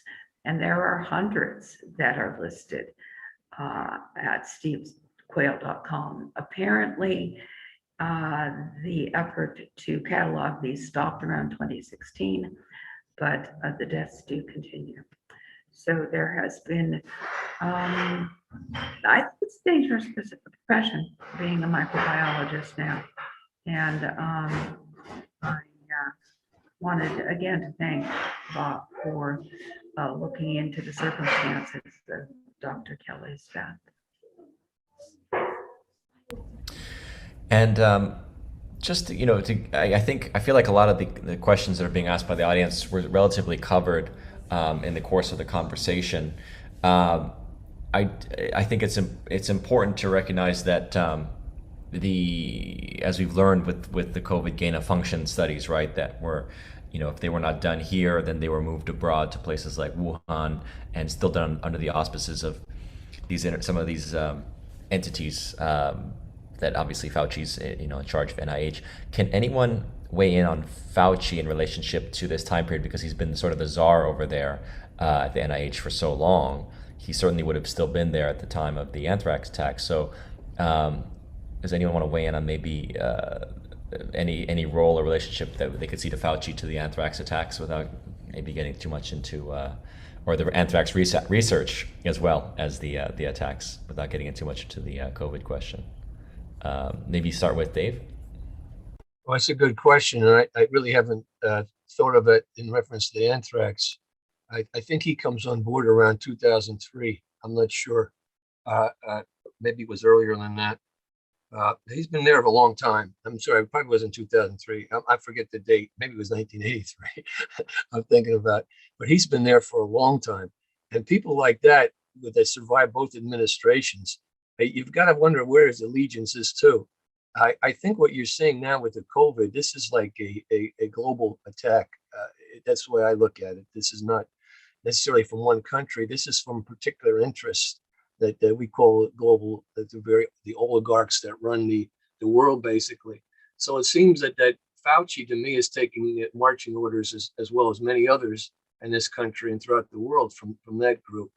I think it'd be fascinating. I'm no doubt that if I was in law enforcement, I'd be checking his records out and all the patents he's been involved in and all the deals that when, I think that Judy Mikovits has a problem with him, a big problem, some of the things that he was involved with. That would be interesting to talk to Dr. Judy Mikovits, who's done tremendous work. I think she's developed the treatment for AIDS, I think, that helps people a lot. I think she, in part, was credited with helping saving Magic Johnson's life. And again, I might be wrong about that, and others since then. So if Fauci has, to me, a bad reputation, although in the United States, he's looked at as the pontiff by a lot of people. They look at him and they hang on every word. When I hear him talk, I try to think the exact opposite. I don't believe anything the guy says. I think he's bought and paid for. It would be a good investigation, though I don't know the contact with Anthrax, Sean. I'm sure that he has his hands almost everywhere, though. It would not surprise me that he's involved with that. And he's involved big time with this COVID, with the transfer to Wuhan and all that in North Carolina with the judge with the doctor, what's his Bassick or Rassick, whatever his name was at the beginning, he would be a person of interest that I would be very interested in having investigated for different kinds of crimes. Right. Meryl, I wanted to see if you're there. Just want to weigh in on anything that you've learned about Fauci in your time studying things like the anthrax vaccination dangers and the anthrax war itself. I should say, not the anthrax war, but the anthrax scare of this film focuses on. But just anything you want to weigh on about how you perceive Fauci. Sure. So Fauci has been in current role for 36 or 37 years and got a lot more money to spend after 2001. And at that time, I've been told, I haven't verified this myself, he really got into funding biological warfare research, which gain of function, biodefense, there are germ warfare, many different terms for it. But he became the beneficiary of Department of Defense money. Now, when you're in a position like that, he essentially, even though Francis Collins is the nominal head of the NIH, Fauci really has more authority over other branches of the NIH, not only his own. And Fauci, because of the kind of person he is, very, so I've been told, very interested in power, very interested in placing his own people into positions in many federal agencies and many of the health agencies. So probably Fauci has a lot to say about what goes on at the FDA, the CDC, and other branches of HHS, as well as throughout the NIH. And when you start drilling down, you find that Fauci has some authority, some finger in the pie of probably upwards of half the world spending on biological medical research. That is a lot of money. And that means there are a lot of scientists who will not cross Fauci because he is known for vindictiveness and a long memory. He also has a number of lieutenants to carry out his plans and keep, at least 1 degree of separation between himself and the potentially dirtier business that he's involved with. So, for instance, remember, there was only a little bit of funding for Wuhan directly from NIAID, but there was a lot more funding through EcoHealth Alliance. Now, why would you fund EcoHealth Alliance to simply turn around and give money to Wuhan? You only do that if you're trying to separate yourself from what's going on. And by the way, EcoHealth Alliance got money from the state ID, from other national science funds, and from the Threat Reduction Agency, DOD. So EcoHealth Alliance got at least $100 million of taxpayer money, which appears to have been spent while masquerading as an ecological NGO, was in the main spent to collect organisms from around the world. They worked in at least 31 countries, collect potential biological warfare agents, viruses, and other products, and then transfer them to labs in other countries to work. So much more has to be done investigating EcoHealth Alliance, but the fact that in the email drops that have been released through FOIA over the last year, we find that Fauci, who I said was responsible for about 50% probably of international medical biological funding, collaborated with Francis. He brought Francis Collins right in, made sure that the only guy being tagged, and had Jeremy Farrar, the head of the Wellcome Trust, which is responsible for another huge chunk of funding, biological funding, research.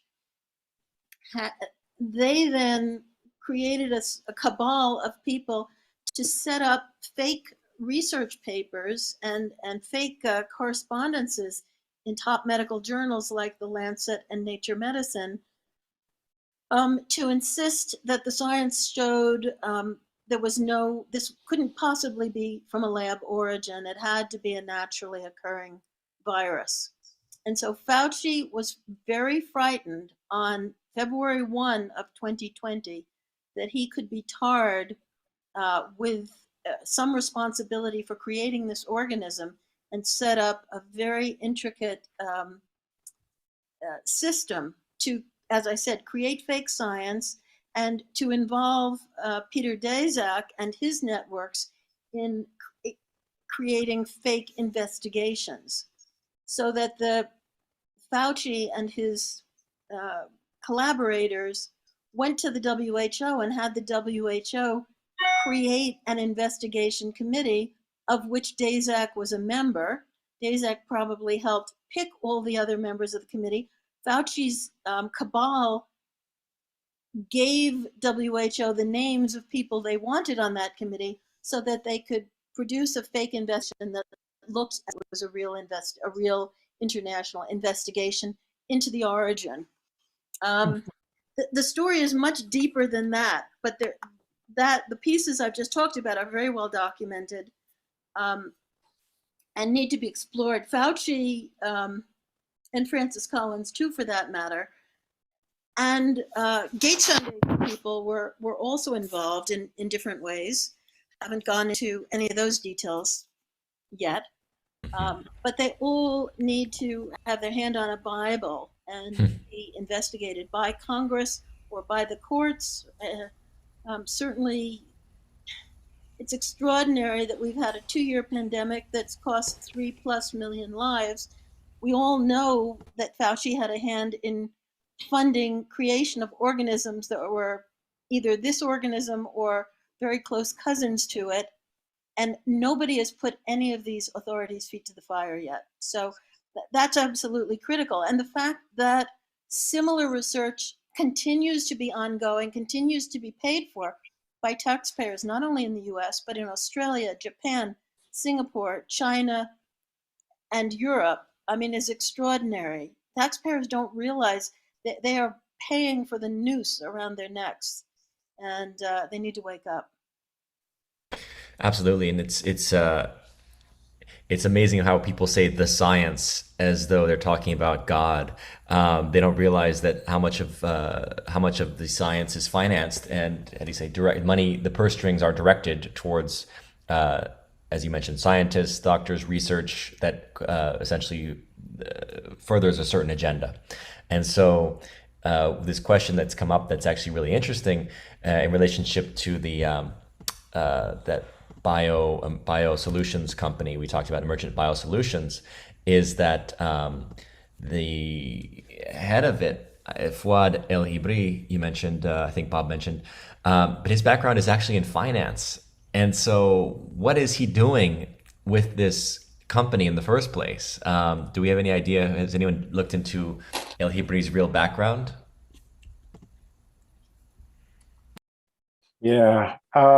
We did a little bit on Fouad El Hibri in the film, not a lot, but basically, he's a Lebanese American businessman, and I know that Bioport and both Bioport, I believe Bioport. I always talk about Bioport was sort of really a lot of that was held by different companies, and a lot of that was offshore, so you couldn't really figure out the trail of it. But yeah, it's not much known, for quite a private guy, I believe. And I know that he enjoys polo and lives in sort of the Washington Beltway area. And yeah, obviously well-connected guy and very profitable company. But certainly I think be interested to look more into him and also Fauci. And we mustn't forget that Fauci, he poured billions into this biodefense research following the anthrax attacks, and personally also was able to get the new anthrax vaccine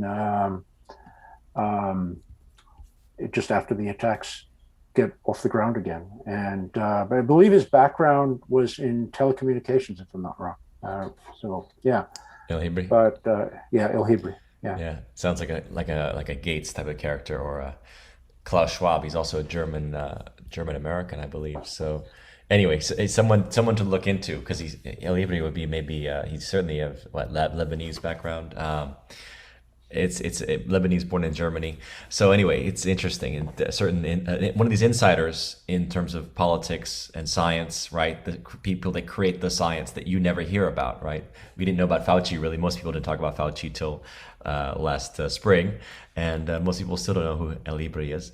So these are the kind of people that we have to look at and investigate, and as Meryl said, put feet to the fire and actually get some transparency on what's really going on here. So we'll have to wrap it up, because we're, last 5 minutes, let's say, wrapping up.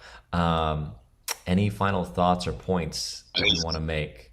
Janet, why don't you start with your final thoughts before you have to go here? All right. Well, I do want to bring attention back to where I started my presentation a couple hours ago, having to do with the implications of the U.S. Basically giving its own agents immunity from violating the U.S.'s own biological weapons laws. And I want to emphasize how this was furthered through actions by the US State Department at the Biological Weapons Convention. In May of 2001, there was for the first time a possible verification and protocol on to be voted on at the Biological Weapons Convention, because up until that point, there was no possibility of verification.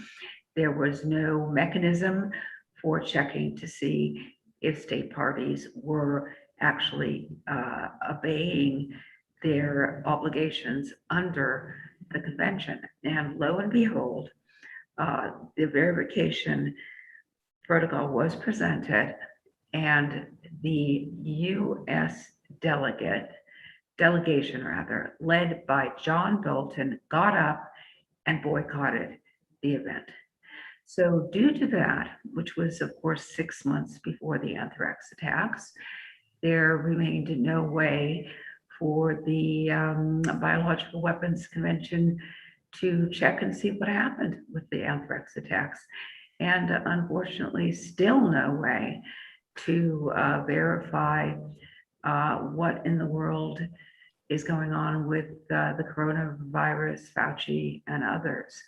Now, this action by John Bolton, so that we are clear as to the level of complicity here, was again re-verified by Secretary of State Hillary Clinton in 2011, when she made a surprise visit to the convention and reiterated how important it was that the US does not accede to any verification protocol.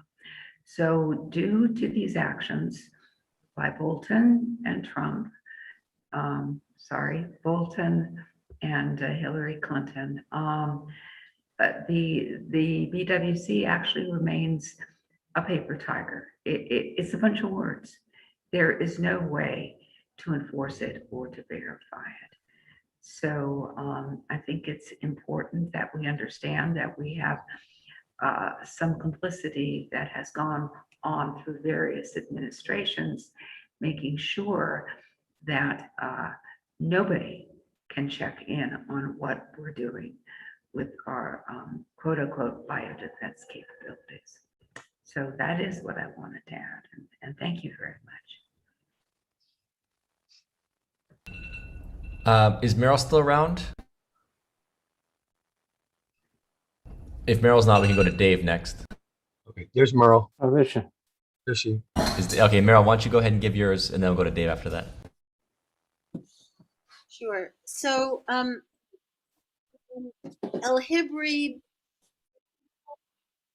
and his father developed an interest in anthrax and biological weapons when they purchased a large supply of anthrax vaccine from Port Down for the Gulf War in 1990, and then resold it at 100 times market to the Saudis.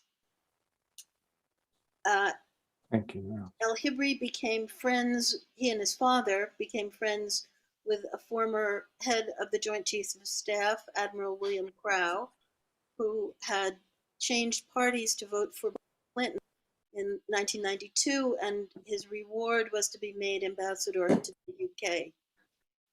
So when the old factory that made anthrax vaccine in Michigan was basically put up for sale, El-Hibri learned about this through Admiral Crowe, and Crowe told him and his son they needed American citizens to purchase this plant. And anyway, so Fouad was a young man at that time. He's in his early 60s now, but he was about 38, 39 when he purchased it with his dad for a very small amount of money. They put down, I think, 17 or 18 million dollars, and the place now is worth about 4 billion. So he's done very well out of it. He's taken a lot of money out of it over the years, and probably, almost certainly, has intelligence ties as well as telecommunications ties which tie in with intelligence agencies. El-Hibri himself, his mother was German, his father was Lebanese, his wife is American, and he lives in Maryland most of the time. I want to emphasize what Janet Phelan said. The United States initiated the International Biological Weapons Convention in 1972. It was ratified by most of the countries of the world and went into force in 1975. And part of that convention was a promise that there would be held future meetings to develop a verification protocol. So everyone acknowledged that the treaty was essentially meaningless.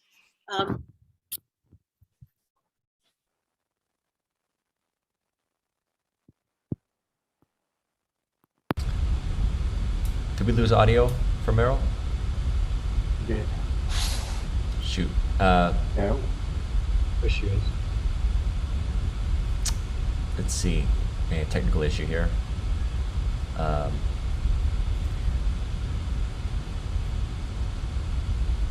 we go. Number of years.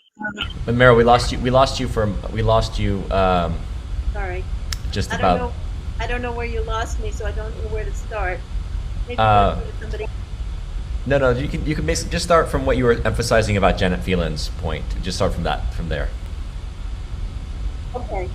So, Biological Weapons Convention went into force as an international treaty in 1985, and part of it was a promise to hold meetings every 6 years thereafter of the nations that were parties to the treaty to develop means of inspecting and verifying that no biological weapon research or production was being accomplished, and that there would be a way to investigate epidemics to make sure that they weren't due to biological warfare. Over the years, a number have blocked those initiatives, but probably all of those attempts to block it were proxies for the United States. And as Janet pointed out, in 2001, the United States finally had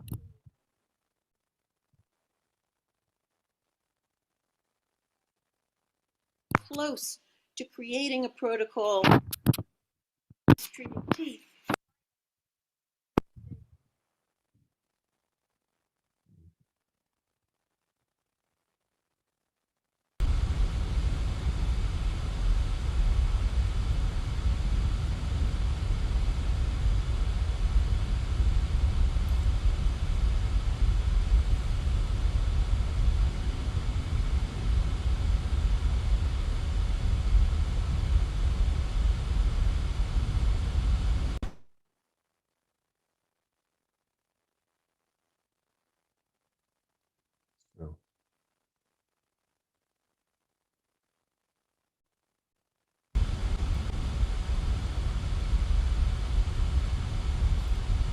If we don't get her back, People there we go. guarding the hen house are those like Fauci, who are probably responsible for the bulk of the biological weapons research and possibly production. So it's really important to realize that the people of the world are victims of our own scientific medical establishment, which was directly involved in producing biological weapons like SARS-CoV-2 and have been clearly implicated in covering up not only their role, but the fact that this is a biological weapon that was developed in a lab, and that and because Fauci has had such an integral role in funding the whole biological establishment in the U.S. and much of the world, and that his co-conspirators, which would be Bill Gates, Jeremy Farrar, together have funded probably 80% of biological research in the world, that all the scientists are beholden to them. They will not, as you can see for the last 2 years, they haven't told the truth about what's going on, and they will continue to play the game, and they'll likely continue to create more biological weapons until the people of the world say, no, we really don't want to spend our own tax dollars to kill ourselves. And people need to wake up to the fact that that is what is going on. Our tax dollars have created the weapons that have killed at least 3.6 million people, that have been used to cover up the fact that there are effective drugs for COVID that would have ended the pandemic a year and a half ago if we had to access them and use them. Those are primarily hydroxychloroquine and ivermectin, but there are a number of others. And that the US public health agencies, both the Tony Fauci's NIAID and the CDC and Europe,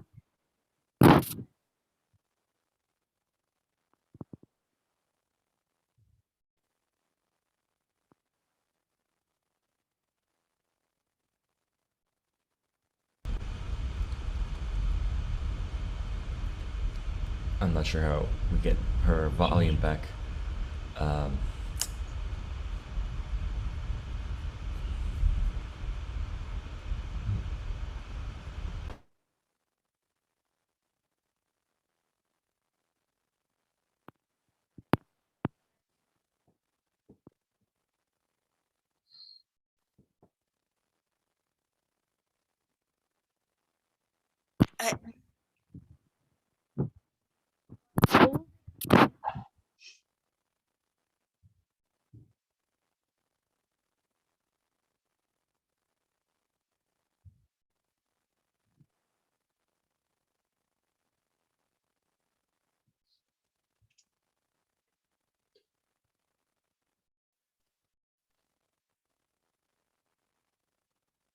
and read it.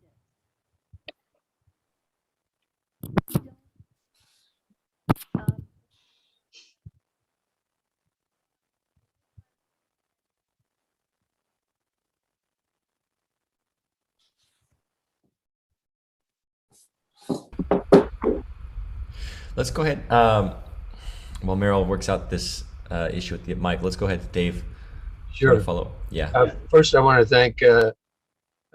I'm very grateful to be on this program and an honor to be with all the speakers and the people participating. I look at it. Can you hear me? Just fine. Okay, good. To me, it's all about control and control of the world and control of our lives. I think we have to put ourselves in the context that this is a little different than what other contexts we've been in before.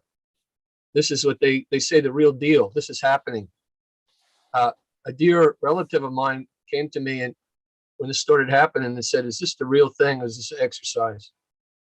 Because some of us have known that this was going to be coming down, something similar to what's happened. And at least for myself, I'm praying that it's an exercise so people can get more prepared for what we're experiencing presently. But to me, it's no longer an exercise because we've seen people come front and center. And that's when Fauci is out there as a front man for Gates and Klaus Schwab, World Health Organization, World Economic Forum. And you see people like Soros poking their heads around. And you see the platforms like Facebook and YouTube shutting down free speech everywhere. And you see the politicians seems to be all in sync with the same script, almost like the news people do. So many times we see sometimes like that, but with governors, that something really big is happening as far as the control of our country and control of the world. The bioweapon situation is sort of a slice of that control. I look at Fauci and Gates as front men too for other more powerful interests. And I guess we could have a program on what is the ultimate power or ultimate evil behind all this. As you go back in progression, there is an ultimate evil. It probably goes back metaphysically or to what we are as human beings and our origins as human beings. It could get that heavy, but the program's not for that right now. It's to sort of sum up the situation. Without a doubt, as I mentioned, Bruce Ivins was to me an innocent man. and yet history books will classify him as the anthrax killer. It was a bioweapon, and that the bioweapon was directed at getting us into wars that we're still involved with and taking our civil liberties. Now we have a new bioweapon, and that's a COVID. And I believe similar interests are behind that started this 20 years ago. And their thing is in control and power. Control and power. We don't know who all they are because they are behind the dark screen. Even when we say the CIA, we don't know what we're talking about, or we're talking about the deep state, we don't know, but we don't know how deep the deep state is. We don't know how dark the situation is, but the situation is bleak, it's dark, not hopeless. And that's why we have these programs, and that's why we're associated with each other, because we're all sparks that can bring the light in. What's at stake is the entire world and the entire definition of mankind, what we are.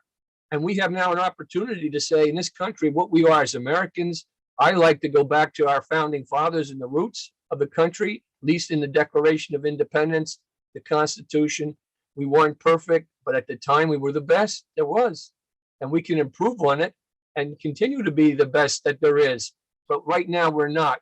We're limping into the future as Americans, as human beings. We're limping into it because everywhere we've been not strangled, or we've been cut down at our knees, so to speak. We've been prohibited from expressing ourselves in a higher level.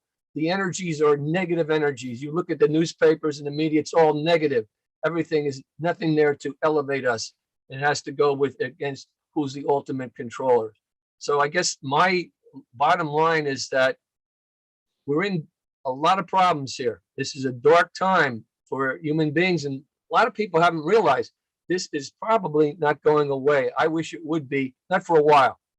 But if we stick to it, we hold the line, we represent truth as best we can, and light that will, I think, transmit and translate, and people will wake up eventually, and hopefully sooner than later, and make our positions much easier, because we won't be going against the wind. We'll have the wind at our back. And that's what I dream of, the day when we have the wind at our back, and where these evil ones are exposed, brought to justice, and we have a liberated world. The world is in shackles, and this country now is too. So that's my closing statement is let's bring light in, let's bring healing in, let's bring health in mind, body, and soul. Let's be friends and reach out to each other and also to the nations, but all the nations are experiencing something similar to what we're experiencing too. We are, though, the tip of the spear. They have to dull us because of our Bill of Rights, because of our Constitution, because of our heritage and freedom. So we believe in freedom, we believe in justice, and we believe in transparency. And again, thanks for allowing me to be on the program. Absolutely. Thank you so much, Dave. Bob, we'll let you have the final thoughts.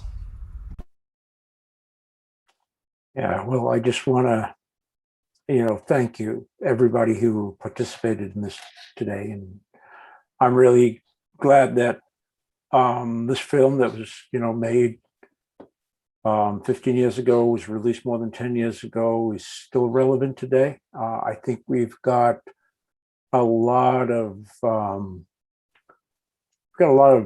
examining to do. We've got to learn from the past. We've got to ask hard questions. And we've got to have courageous conversations, and and I know that not everybody will agree with everything that's been said tonight by different people. We're all coming at this from different places, but I think at the end of the day, we all want what's best for our children, our future, our planet. And I really like what David said about healing, that, we've got to heal, we've got to disinfect. I'd like to use that word. Like the hero of the film is a remarkable investigator, truth seeker, Stephen P. Dresch, he's the detective who was looking into Bioport, Emergent Biosolutions, was looking to the anthrax attacks, and who was going to be the main character of the film, but he passed on before we were able to finish the film. And he appears in it on his deathbed. But he had a very important quote that he left me with, and I remember all the time. And he said that truth is a powerful disinfectant worth searching for and sharing, something to that effect. So yeah, I want to, again, thanks to everybody and for all the different efforts that you're all doing. Thanks to you, Sean, David, Janet, Merrill, our other people who asked, and everybody else who joined, and also the people behind the scenes who helped put this together. And for more, don't forget the book. I think the film's going to be screening a few more times today, perhaps, and perhaps we're going to have a chance to do this again in a few weeks, get more people to watch it. But the book is available in most places, I think. So there's a lot more in the book. But yeah, we have to wake up. We have to not be scared to look into this darkness, because out of the darkness will come the light. So I'll end with that. So thanks, everybody. Excellent. Thank you, everyone, for joining and sticking around to watch this conversation. And check out the book, the documentary Anthrax War by Bob Coen, but also the books by Bob Coen, Janet Phelan, and myself for more context on this agenda that Dave spoke of. And we can leave it at that. Thank you all. Thank you, Sean.